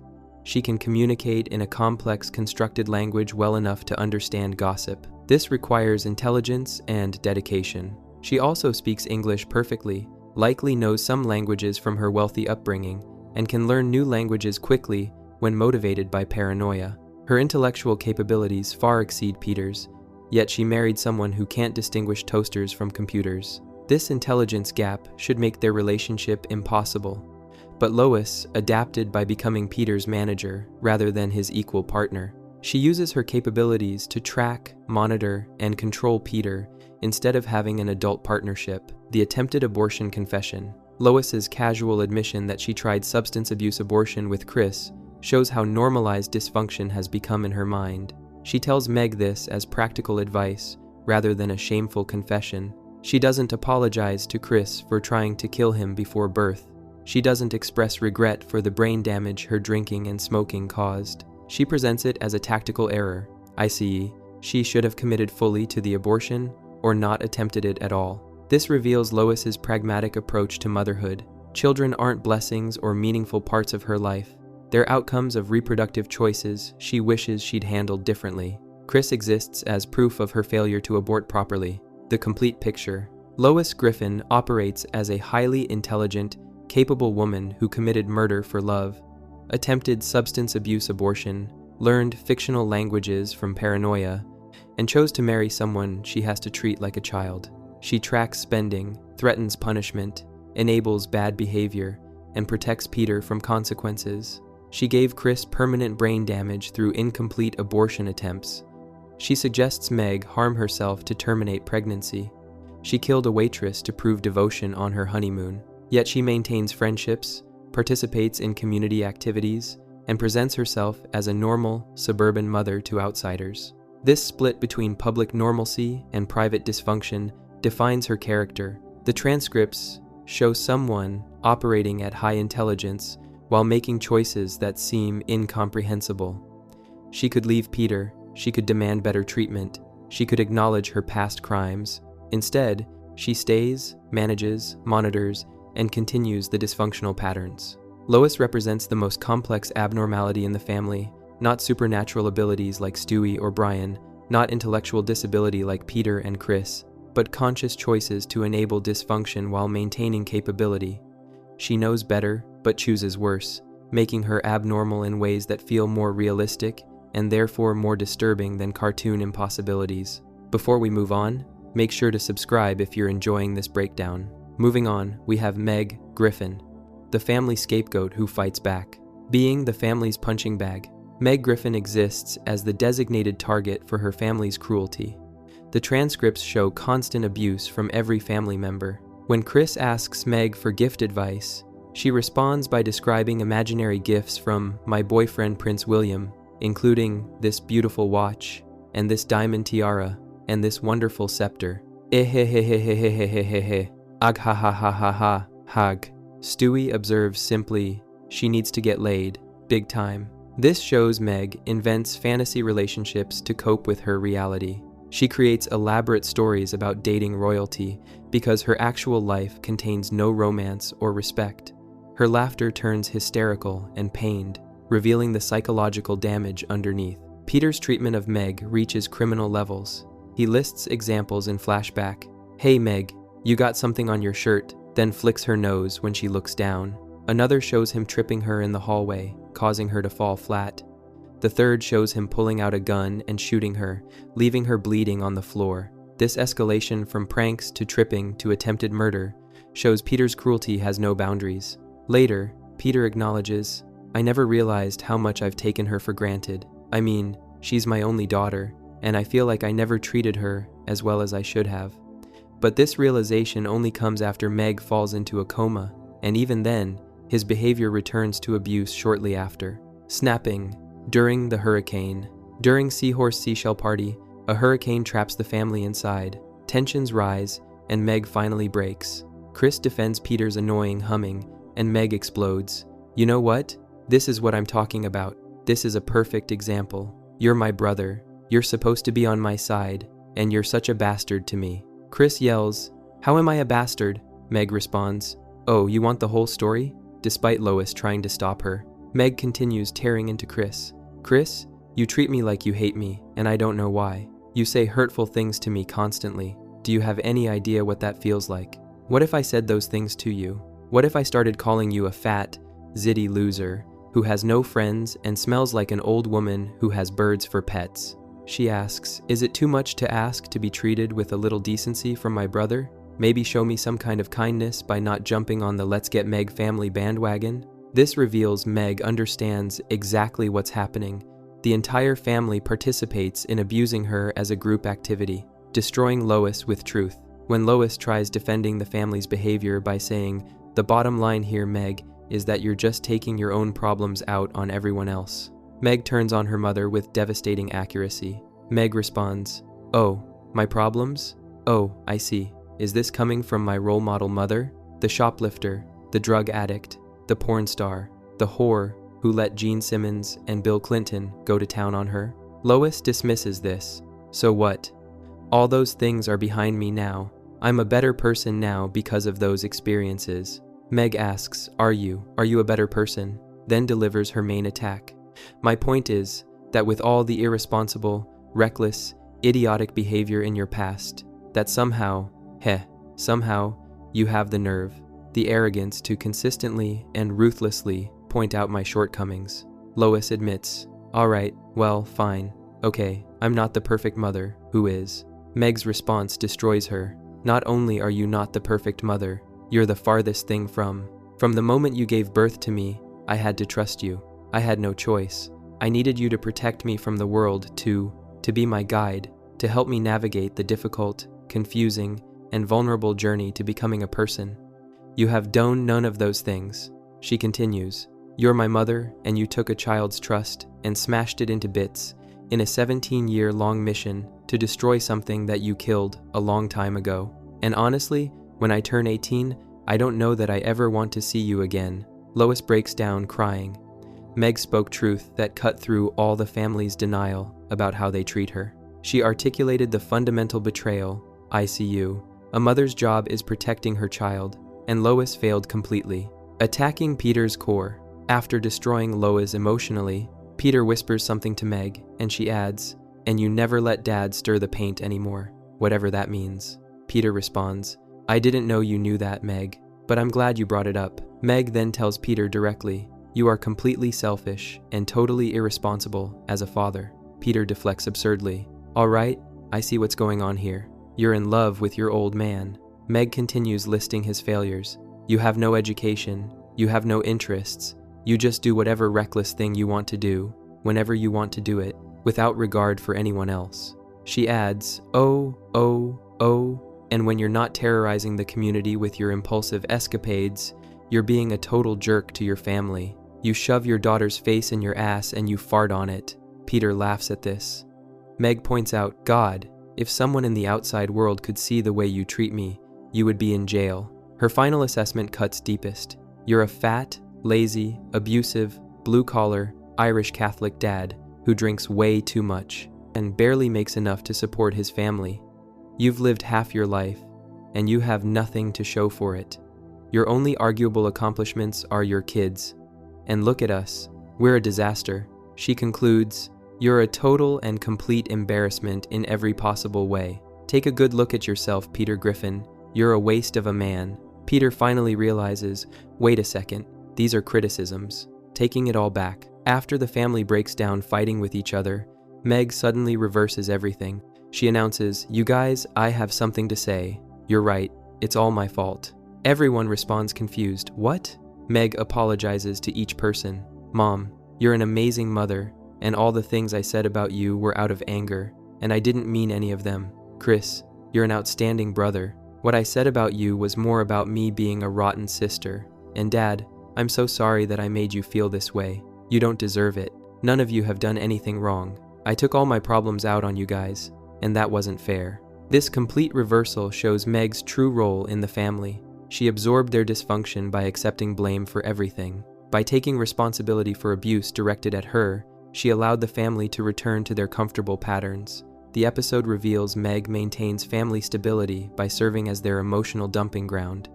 Prison changes her completely. In Dial Meg for Murder, Meg goes to prison for harboring an escaped convict.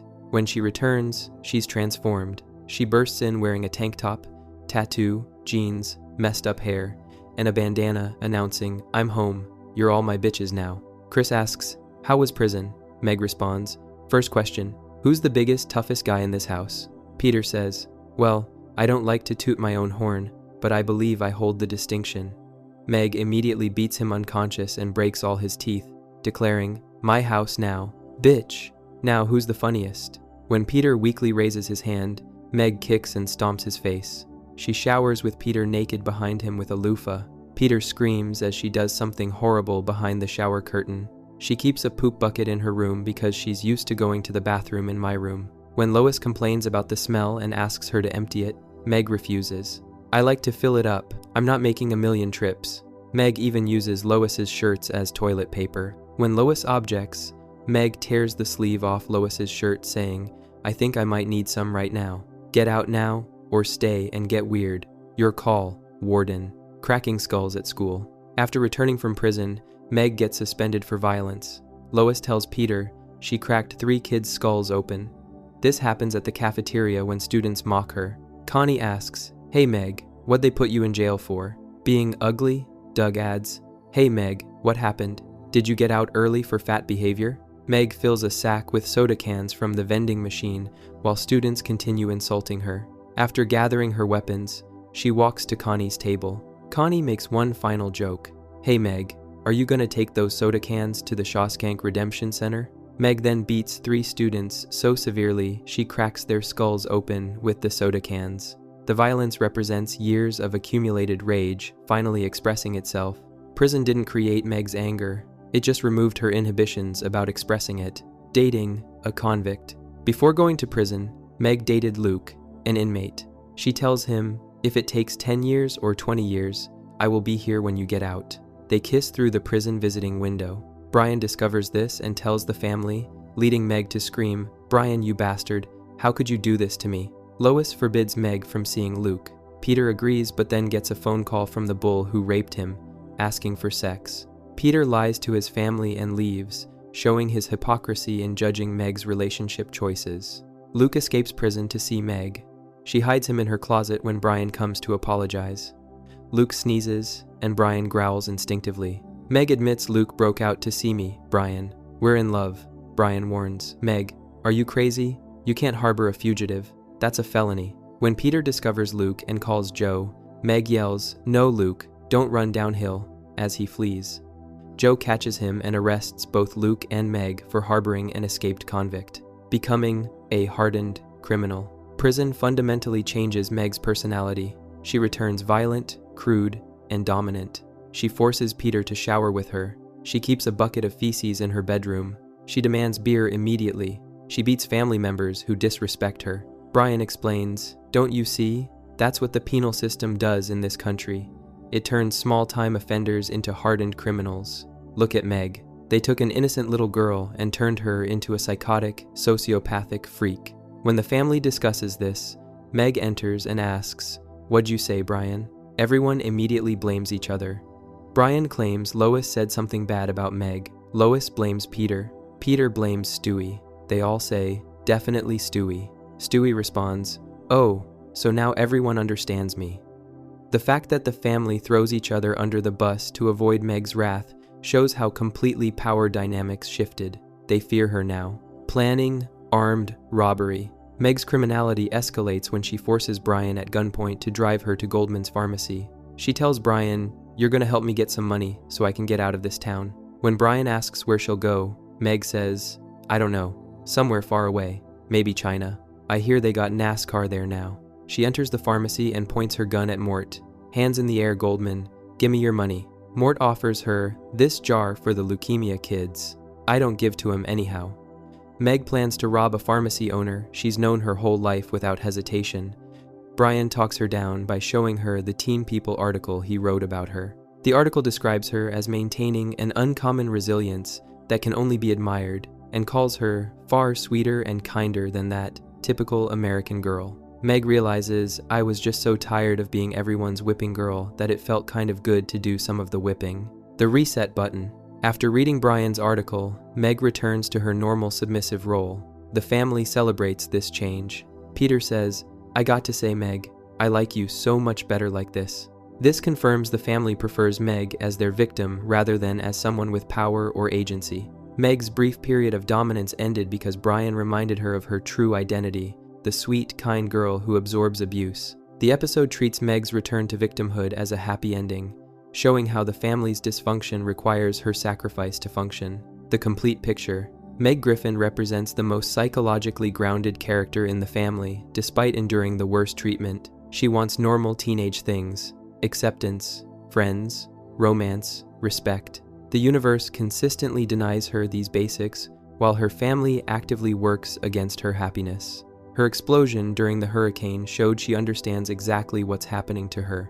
She articulated her parents' failures with devastating accuracy, but she took it all back to restore family stability, sacrificing her own well-being for theirs. Prison briefly freed Meg from her scapegoat role. She became powerful and feared. She dominated the family that previously dominated her. But this transformation couldn't last because the family needed her as their victim, not their equal. Meg's normality makes her abnormal within the family. She's the only member who could function successfully in a healthy environment. Her desires, reactions, and emotional responses match reality. She suffers appropriately when mistreated. She desperately seeks the love and acceptance any person would want. The transcripts show someone maintaining surprising psychological health despite systematic emotional abuse. Meg survives by accepting blame for problems she didn't create, absorbing rage meant for others, and sacrificing her own needs for family stability. This makes her, simultaneously, the more normal and most tragic character in the show. Before we move on, make sure to subscribe if you're enjoying this breakdown. Moving on, we have C.L. Evelyn Brown.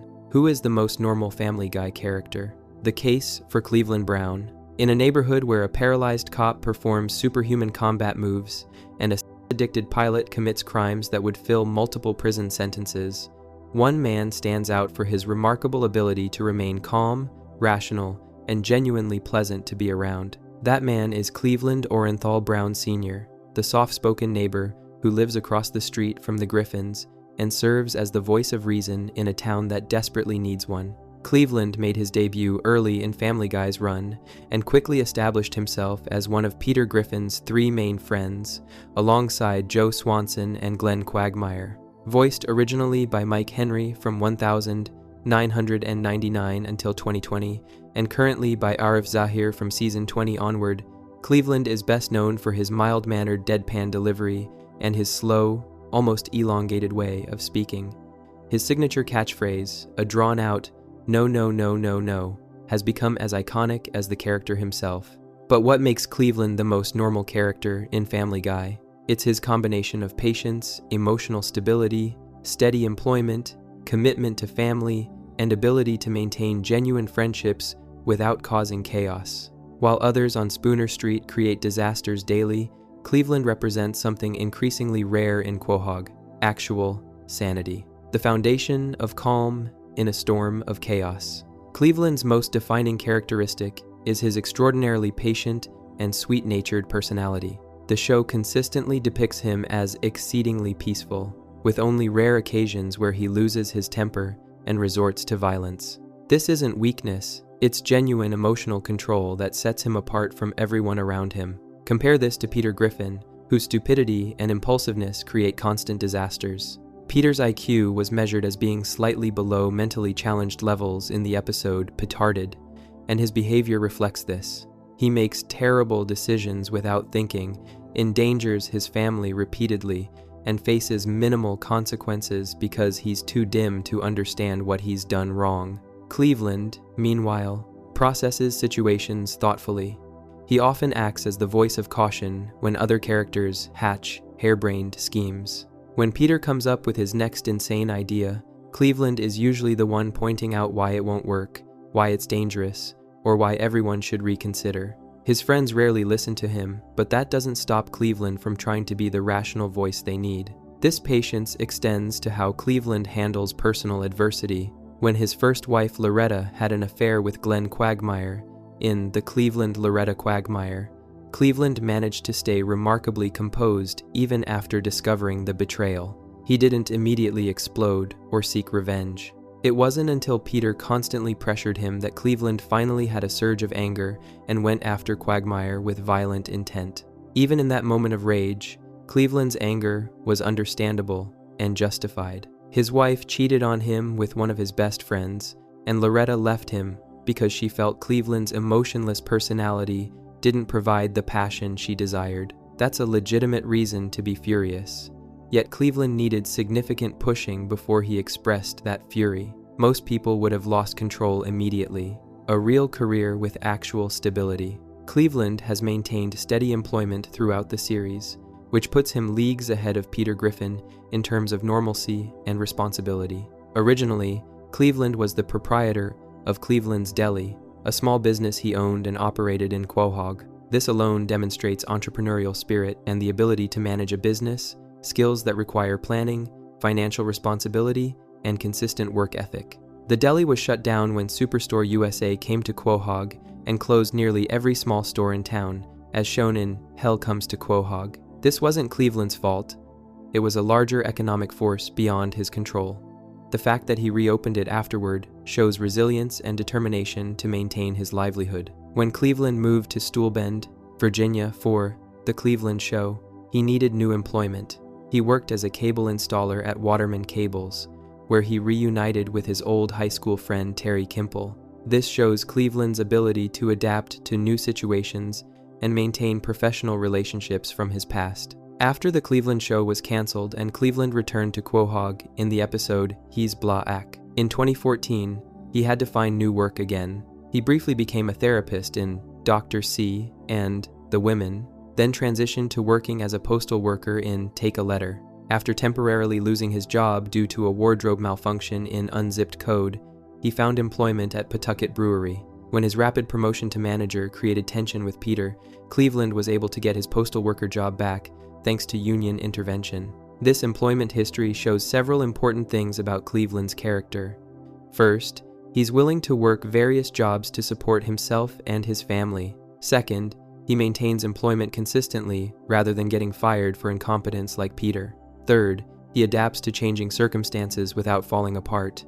Fourth, he belongs to a union, suggesting he understands worker rights and has long-term career stability. Contrast this with Peter, who has been a safety inspector at the Happy-Go-Lucky Toy Factory and a shipping manager at Pawtucket Patriot Brewery, but whose approach to work is completely unprofessional. Peter treats his job as an inconvenience, regularly endangers co-workers, and only maintains employment through plot armor rather than actual competence. Cleveland shows up to work, does his job, collects his paycheck, and goes home. That's what normal employment looks like, and it's shockingly rare in Quahog. 2 marriages, 2 different approaches. Cleveland's romantic history demonstrates a capacity for long-term commitment that's unusual among the Spooner Street crew. He was married to Loretta Brown for many years, and together they had a son, Cleveland Brown Jr.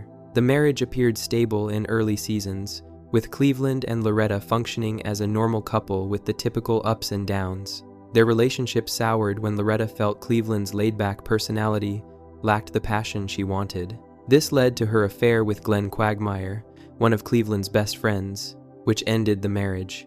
In the Cleveland-Loretta Quagmire, their divorce was portrayed, with Loretta gaining custody of the house while Cleveland got custody of their son. What's remarkable about Cleveland's response to this betrayal is his measured reaction.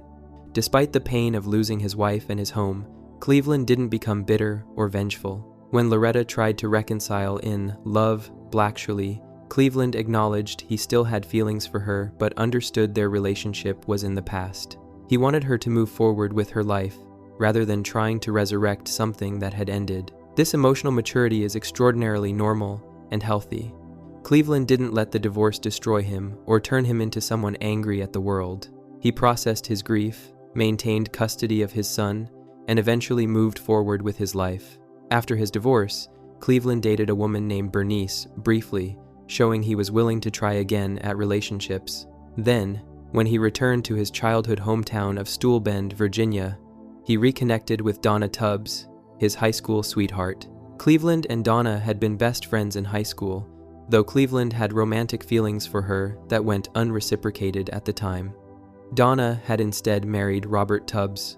When Cleveland and Donna reconnected years later, both were divorced and ready for a fresh start. They fell in love and married, with Cleveland becoming stepfather to Donna's 2 children from her previous marriage, Roberta and Rollo Tubbs. This created a blended family that Cleveland embraced fully.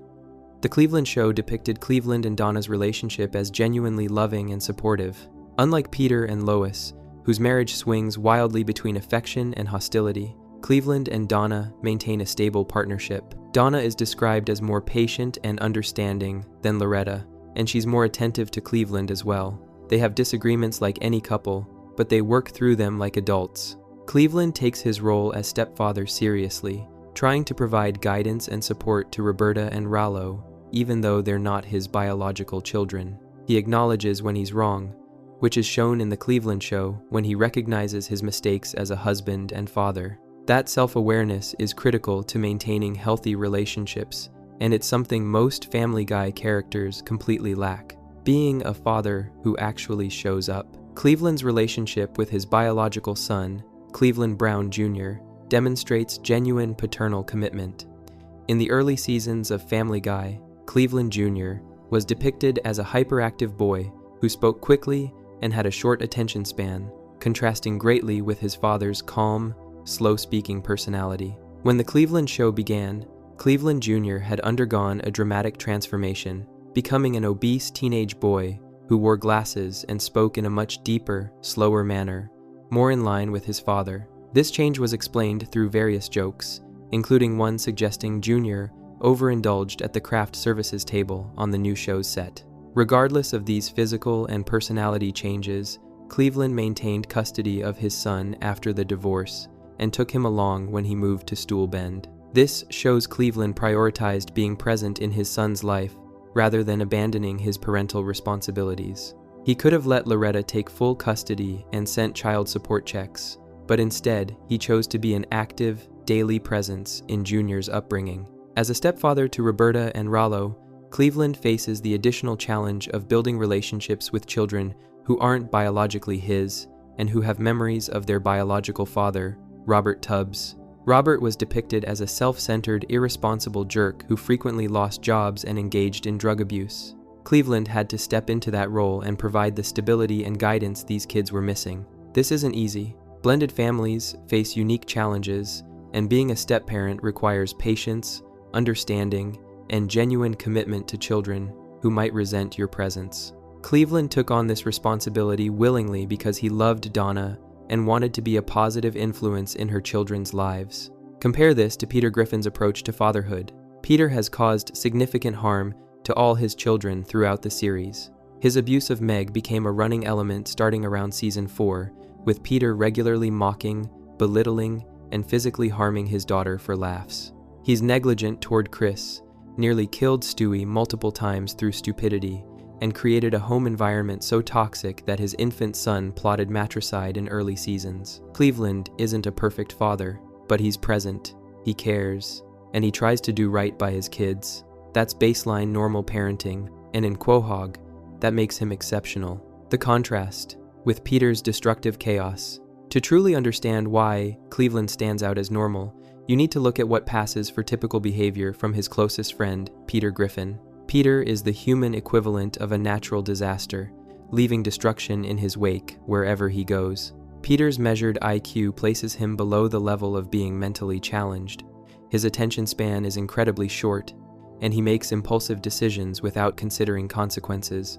He's caused multiple deaths through negligence, including his stepfather, Francis Griffin. He's injured his wife Lois on numerous occasions. He's endangered his children so frequently it would take pages to list every incident. Peter declared his home an independent nation called Pretoria, starting an international incident. He's stolen, vandalized property, and committed numerous felonies that go unpunished because the show treats him as the protagonist rather than the menace he actually is. Cleveland, meanwhile, doesn't create these kinds of disasters. He doesn't declare war on neighboring towns or fake his own death to avoid responsibilities. He doesn't endanger everyone around him through weaponized stupidity. Cleveland shows up to work, does his job, comes home to his family, and hangs out with his friends at the Drunken Clam. That's a normal life lived by a normal person. The show even uses Cleveland's normalcy as a running gag. For years, whenever Peter caused some calamity that destroyed Cleveland's house, Cleveland would fall out of his second-floor bathtub and crash onto his front lawn, naked and sputtering his signature, "No, no, no, no, no." This happened so frequently it became an iconic, recurring bit. But notice what this gag reveals. Cleveland is always the victim of Peter's chaos, never the cause of it. He's the one suffering consequences from someone else's stupidity, rather than creating those consequences himself. He's just trying to take a bath in his own house when disaster literally falls on him from outside. Cleveland's patience with Peter, despite Peter regularly destroying his property, shows remarkable tolerance and genuine friendship. Most people would have cut ties with someone who kept wrecking their house, but Cleveland maintains the friendship because he values Peter's good qualities, whatever those might be, enough to overlook the destruction, standing apart from Quagmire's depravity. If Peter represents chaotic stupidity, Glenn Quagmire represents something far darker that makes Cleveland's normalcy even more pronounced. Quagmire is characterized primarily by extreme sexual deviancy that crosses into criminal behavior. He's obsessed with sex to a pathological degree, and the show has implied or directly stated that he's committed practically every sex crime that exists. Quagmire works as a commercial airline pilot, which gives him access to flight attendants who are trapped at 30,000 feet with nowhere to escape his advances.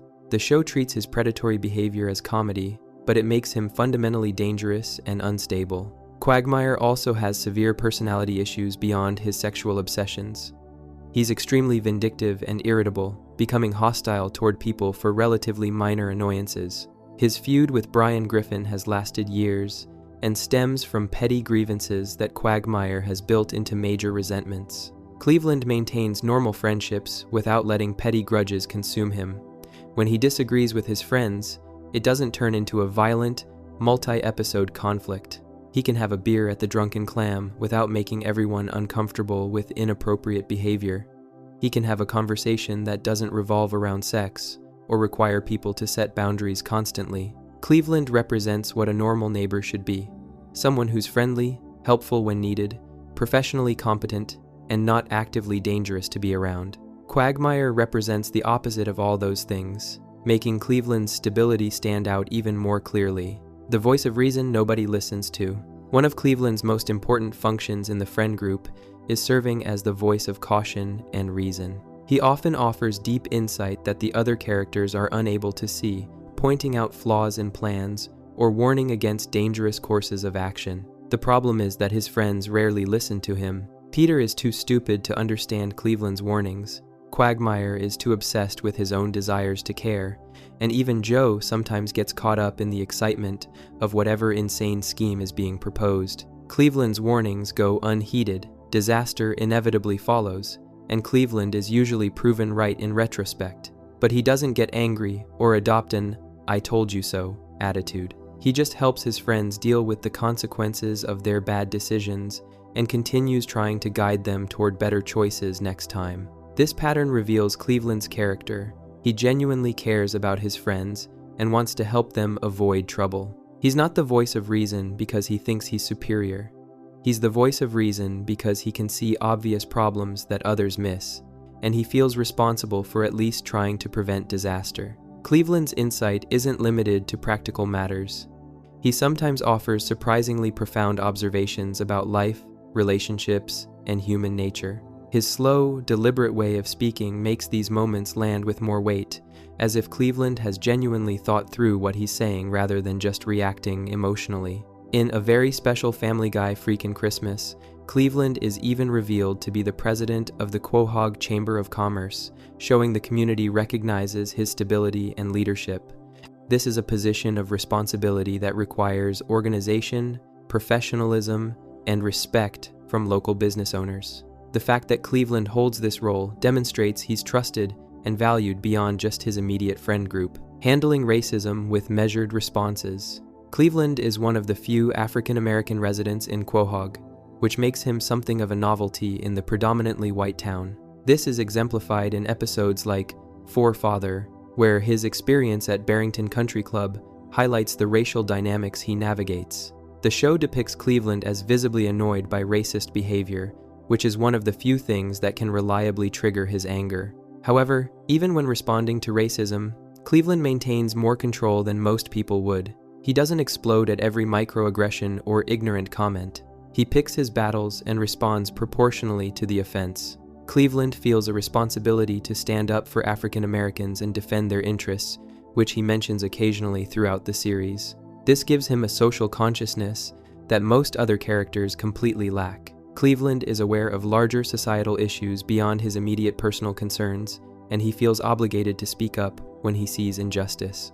This measured approach to dealing with racism shows Cleveland's maturity and emotional intelligence. He could become bitter and angry at the world, but instead, he maintains his pleasant demeanor while still holding firm boundaries about what behavior he won't tolerate. That balance is difficult to achieve and demonstrates Cleveland's exceptional character. The running gag that reveals his patience.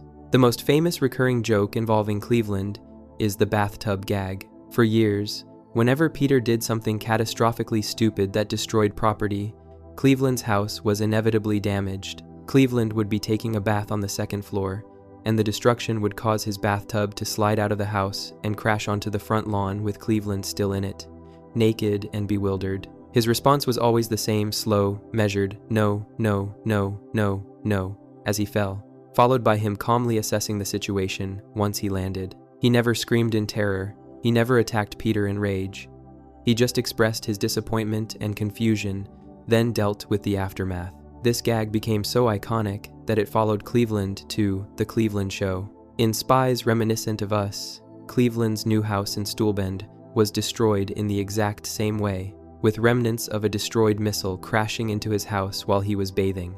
His reaction was the same patient disappointment. What does this gag reveal about Cleveland? That he's capable of maintaining his composure even when disaster literally falls on him from outside. Most people would lose their minds after the first time their house was destroyed while they were bathing. Cleveland has experienced it dozens of times and still doesn't become a rage-filled monster seeking revenge. His patience isn't stupidity or weakness. It's genuine emotional control and an understanding that anger won't fix the situation. Cleveland deals with what's happened, rebuilds, and continues his life. That's remarkable resilience and normalcy in the face of chaos. Why Cleveland remains the most normal despite everything. After examining all these factors, the case for Cleveland Brown being the most normal character in Family Guy becomes compelling. He has steady employment that he maintains across different jobs. He's been married twice, with his second marriage being stable and loving. He's a committed father to his biological son and stepfather to his wife's children. He maintains genuine friendships without creating chaos. He serves as the voice of reason that his friends desperately need. Cleveland faces challenges like anyone else. His first marriage ended in betrayal and divorce. He's had to change jobs multiple times. He deals with racism as one of the few black residents in a predominantly white town. His house has been destroyed repeatedly by his friends' stupidity. But Cleveland handles these challenges with grace, patience, and emotional maturity. Compare this to Peter Griffin, who can't make it through a single day without causing some disaster through his stupidity. Peter's IQ places him below mentally challenged levels, and his behavior has become increasingly selfish and harmful over the show's run. He's endangered his family countless times and faces minimal consequences because the show protects him as the protagonist. Glenn Quagmire is a sex-addicted predator whose crimes would fill multiple prison sentences if the show operated under any semblance of reality. His entire personality revolves around his sexual obsessions, and he makes everyone around him uncomfortable with his behavior. Even Joe Swanson, who might be Cleveland's closest rival for most normal character, has severe anger issues that manifest in explosively violent outbursts. Joe has beaten his son so badly that Cleveland Jr. had to live with a foster family temporarily. Joe has shot at his friends in blind rage. While Joe is professionally competent and maintains a marriage, his anger problems disqualify him from being truly normal. Cleveland stands among these extremes as someone who actually functions like a normal person would function in Quahog. He experiences emotions proportional to what's happening. He maintains stable relationships. He shows up to work and does his job. He processes challenges thoughtfully rather than reacting impulsively.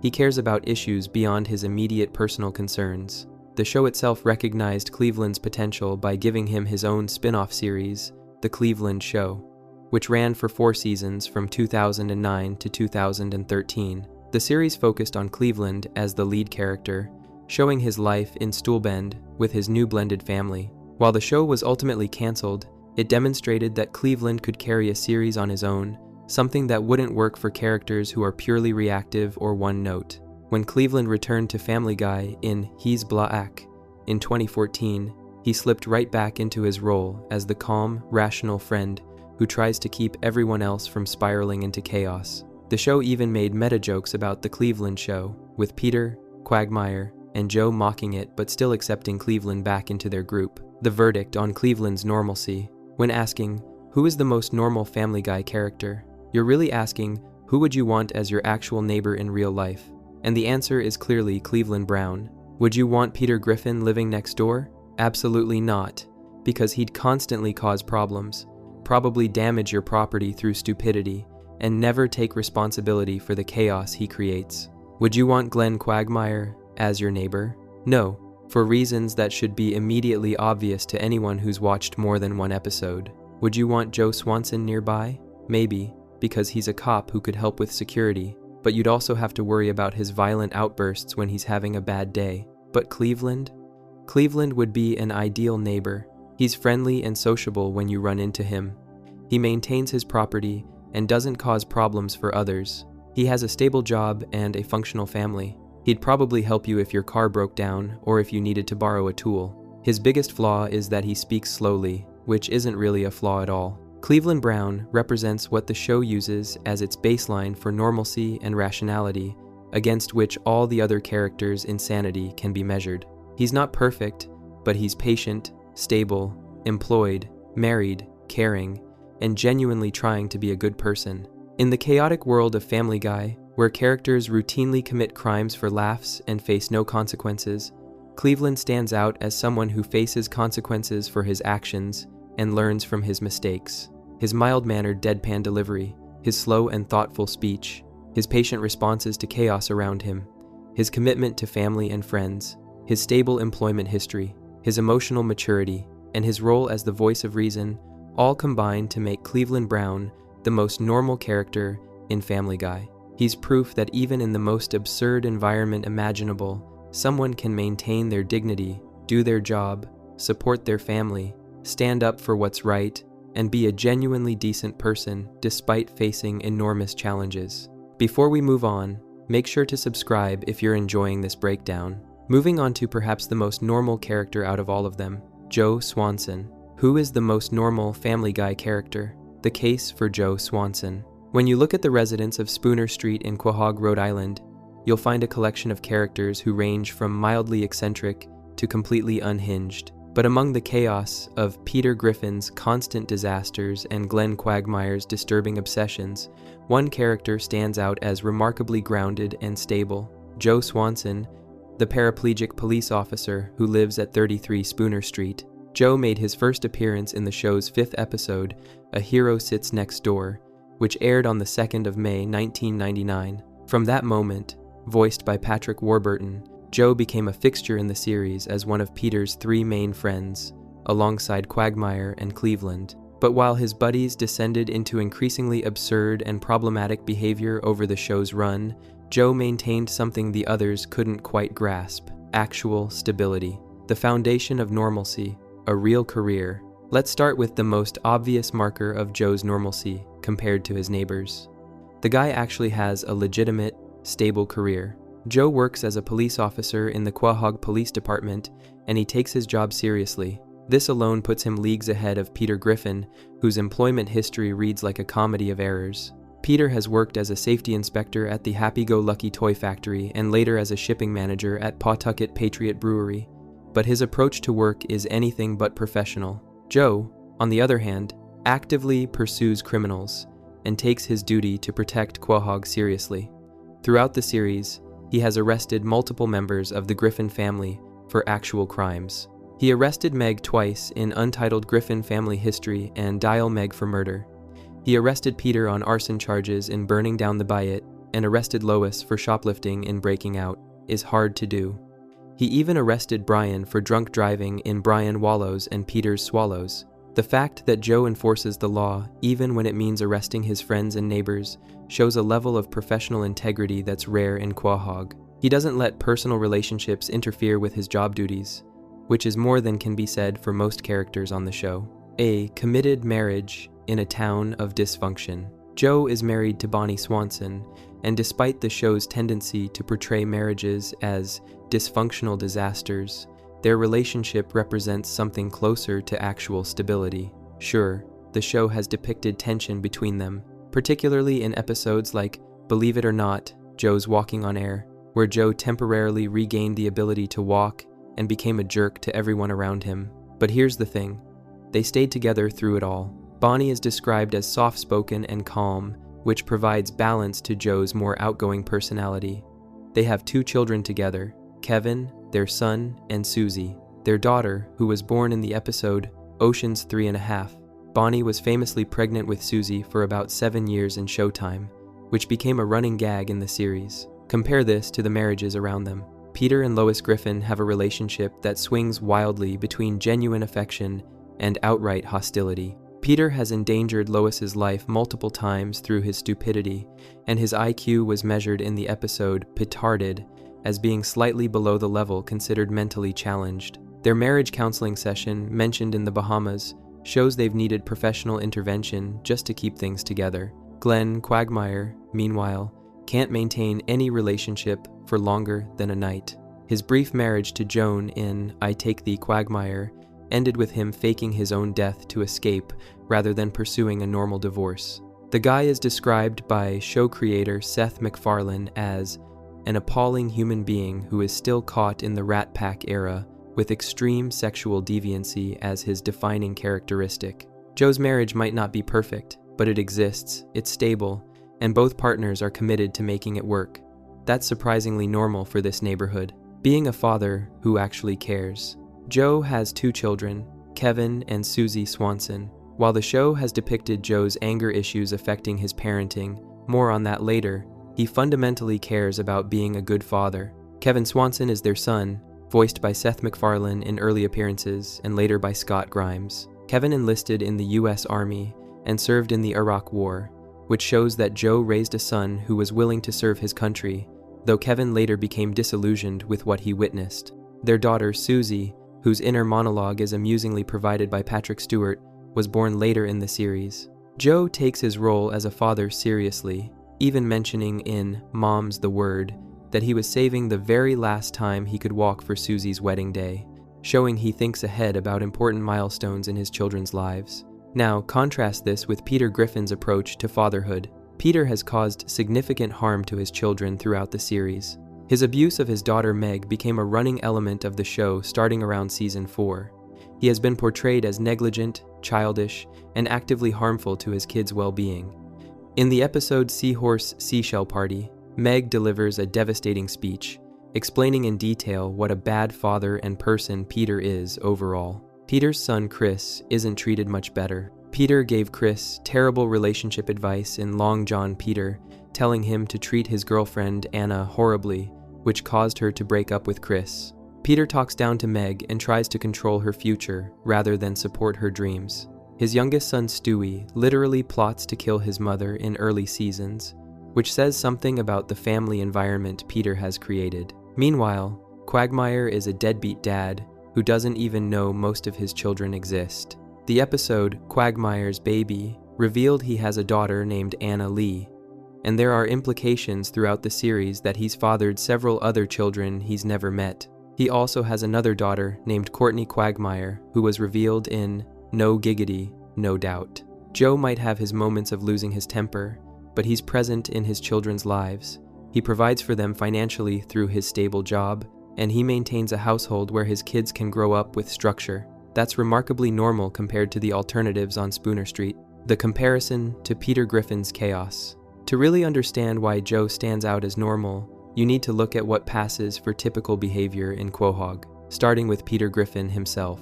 Peter is described as stereotypically blue-collar and interprets his experiences in a simplistic manner.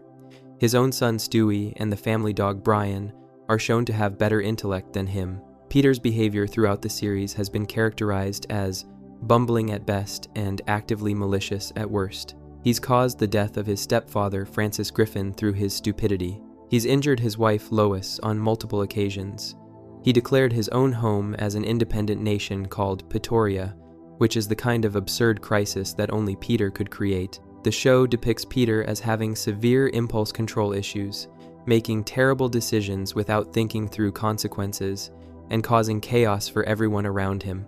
In later seasons, his character was heavily criticized for becoming even more selfish, abusive, and irredeemable. Critics and fans noted that Peter went from being a charming but dim-witted father in early seasons to someone who deliberately causes harm to others for his own benefit. Peter's friendship group tolerates his behavior, but they've all been victims of it. Peter shot Joe in the eye with a BB gun in Lottery Fever, and Joe had to replace it with a glass eye. Peter has caused countless problems for his friends, yet faces minimal consequences because the show treats him as the protagonist.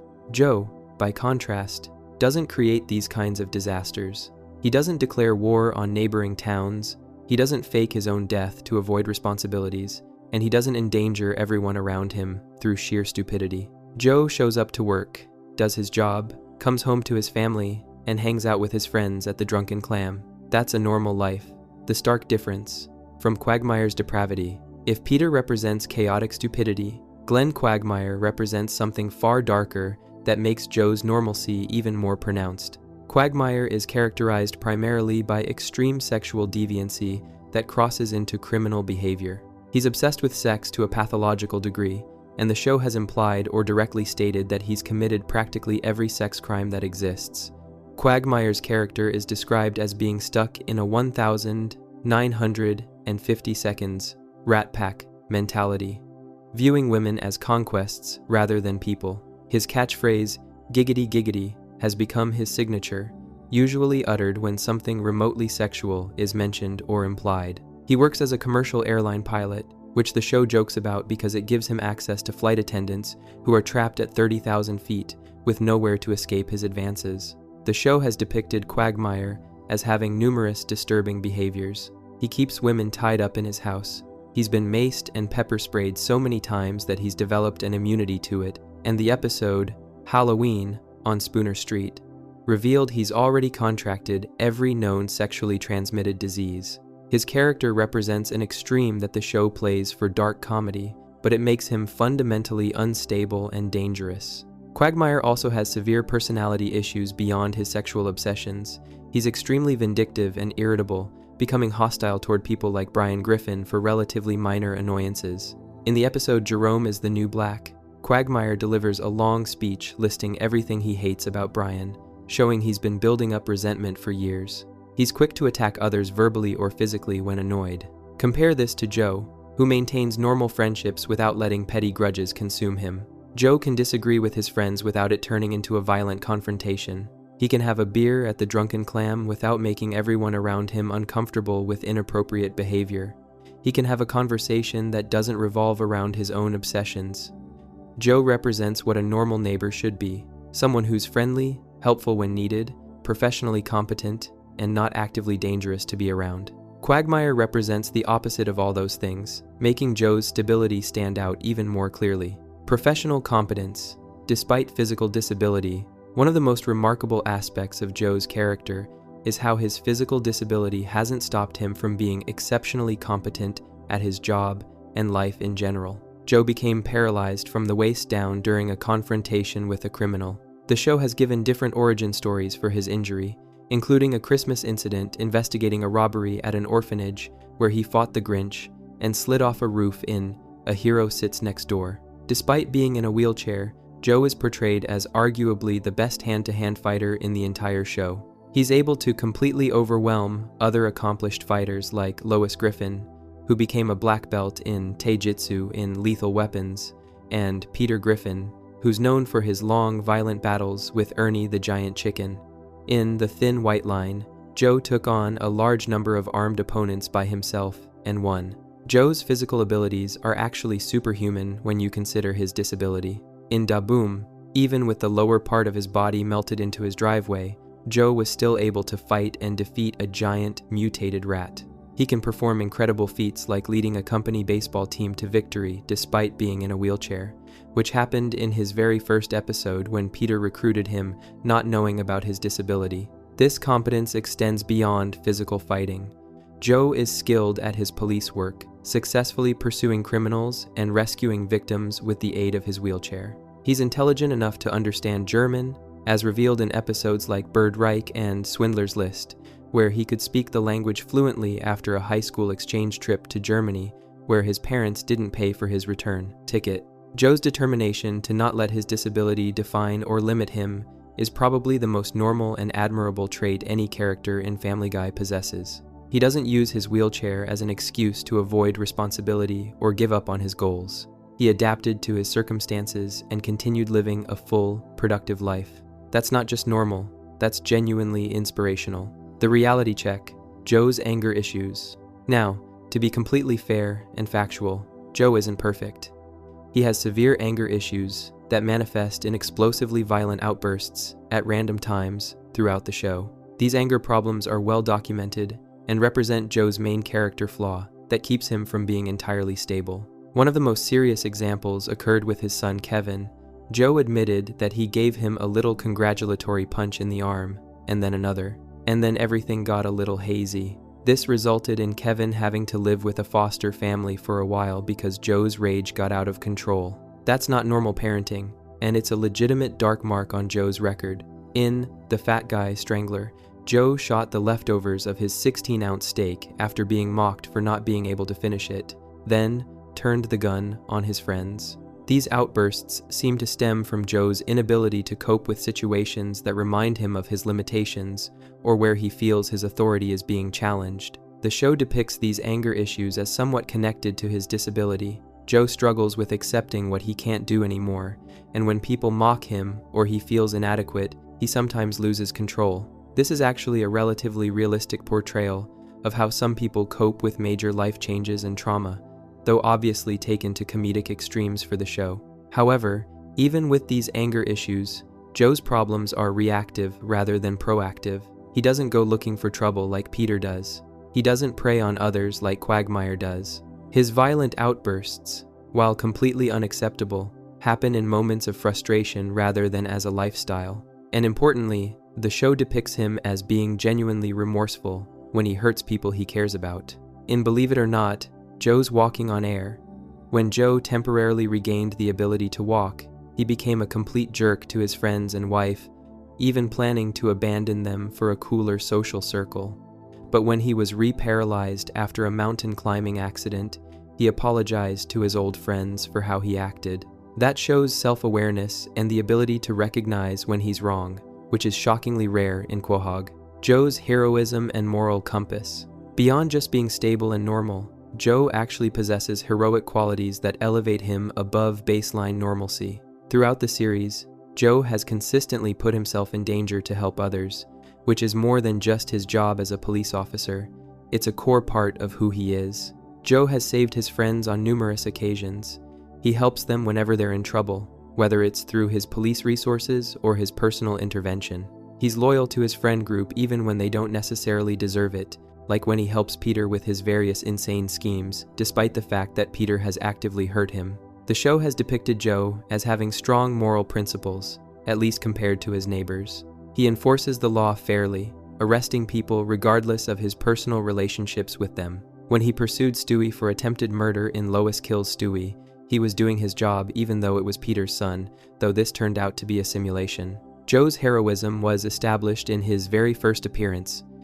In A Hero Sits Next Door, Peter didn't know Joe was paralyzed when he recruited him for the company softball team, having heard that Joe played baseball in college and won many awards. When Joe showed up in a wheelchair, Peter was horrified, thinking they'd lose. Instead, Joe proved to be an excellent ball player and led the team to victory. Later that night, at a celebratory party, Joe revealed he was a police officer who had been injured fighting criminals, and he became very popular with the neighbors. This heroic origin story set the tone for Joe's entire character. He's someone who was injured in the line of duty, protecting others, yet he didn't let that stop him from continuing to be heroic. He maintained his physical fitness, his combat skills, and his dedication to helping people. That's the kind of character that would normally be the main protagonist of a show, but in Family Guy, he's just the neighbor who happens to actually have his life together. Why Joe remains the most normal despite everything. After examining all these factors, the case for Joe Swanson being the most normal character in Family Guy becomes overwhelming. Yes, he has anger issues. Yes, he's sometimes violent. Yes, he's not a perfect person. But compared to the alternatives in Quahog, Joe represents something remarkably close to actual stability and normalcy. He has a real job that he takes seriously. He's been married to the same woman for years and they've raised 2 children together. He owns his home at 33 Spooner Street. He pays his bills.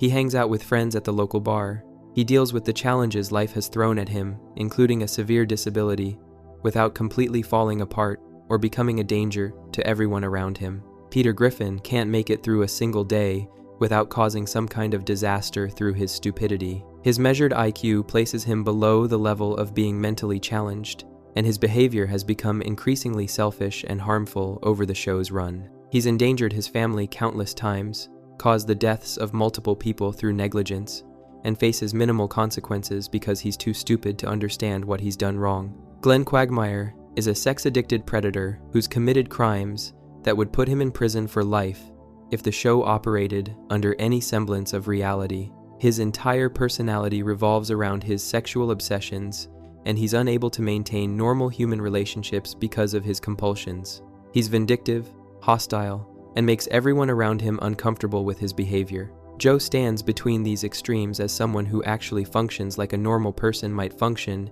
if they lived in Quahog. He goes to work, does his job competently, comes home to his family, maintains friendships, and tries to be a good person despite his flaws. His anger issues are concerning, but they're reactive problems stemming from trauma and frustration rather than his baseline personality. The show itself seemed to recognize Joe's relative normalcy, particularly in earlier seasons before his character was flanderized along with many others. In seasons 1 through 7, Joe was consistently portrayed as the most rational and heroic member of the friend group. He was often there to help Peter out of trouble, to provide a voice of reason, or to save the day when things got too chaotic. Even in later seasons, when the writers made him more of a target for cruel disability jokes and gave him more negative traits, Joe never descended to the levels of dysfunction that characterized Peter and Quagmire. He remained employed, married, and generally functional even as the show got darker around him. The verdict on normalcy. When you're asking who is the most normal Family Guy character, you're really asking who would you actually want as a neighbor in real life. And the answer, without question, is Joe Swanson. Would you want Peter Griffin living next door? No, because he'd constantly cause problems, probably burn down part of your house through stupidity, and never take responsibility for the chaos he creates. Would you want Glenn Quagmire as your neighbor? Absolutely not, for reasons that should be obvious to anyone who's watched the show for more than 5 minutes. But Joe is a cop who keeps the neighborhood safe. He's friendly and sociable when you run into him. He maintains his property and doesn't cause problems for others. He'd probably help you if your car broke down or if you needed assistance with something. Sure, you might want to avoid him when he's having a bad day, but that's true of any person dealing with trauma and chronic challenges. Joe Swanson represents what the show uses as its baseline for normalcy, against which all the other characters' insanity can be measured. He's not perfect, but he's functional, stable, employed, married, and generally trying to do the right thing. In the chaotic world of Family Guy, where characters routinely commit felonies for laughs and face no consequences, Joe stands out as someone who actually faces consequences for his actions and tries to learn from his mistakes. His physical disability makes his normalcy even more impressive. Many shows would use a paraplegic character as someone to pity or as a one-note joke. Family Guy instead made Joe someone who refuses to let his disability define him, who maintains his competence and independence, and who continues to be heroic despite what happened to him.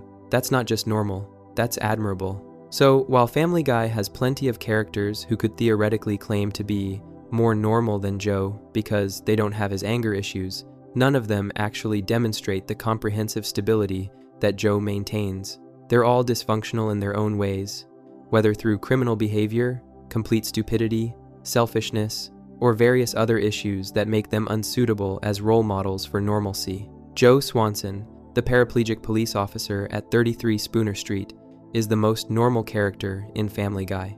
He's proof that even in the most absurd and chaotic environment imaginable, someone can maintain their dignity, do their job, support their family, and be a genuinely decent person despite facing enormous challenges. In Quahog, that makes him not just normal, but exceptional. I'll research Cleveland Brown thoroughly to ensure 100% factual accuracy before writing this analysis. Number, who is the most normal Family Guy character? The case for Cleveland Brown.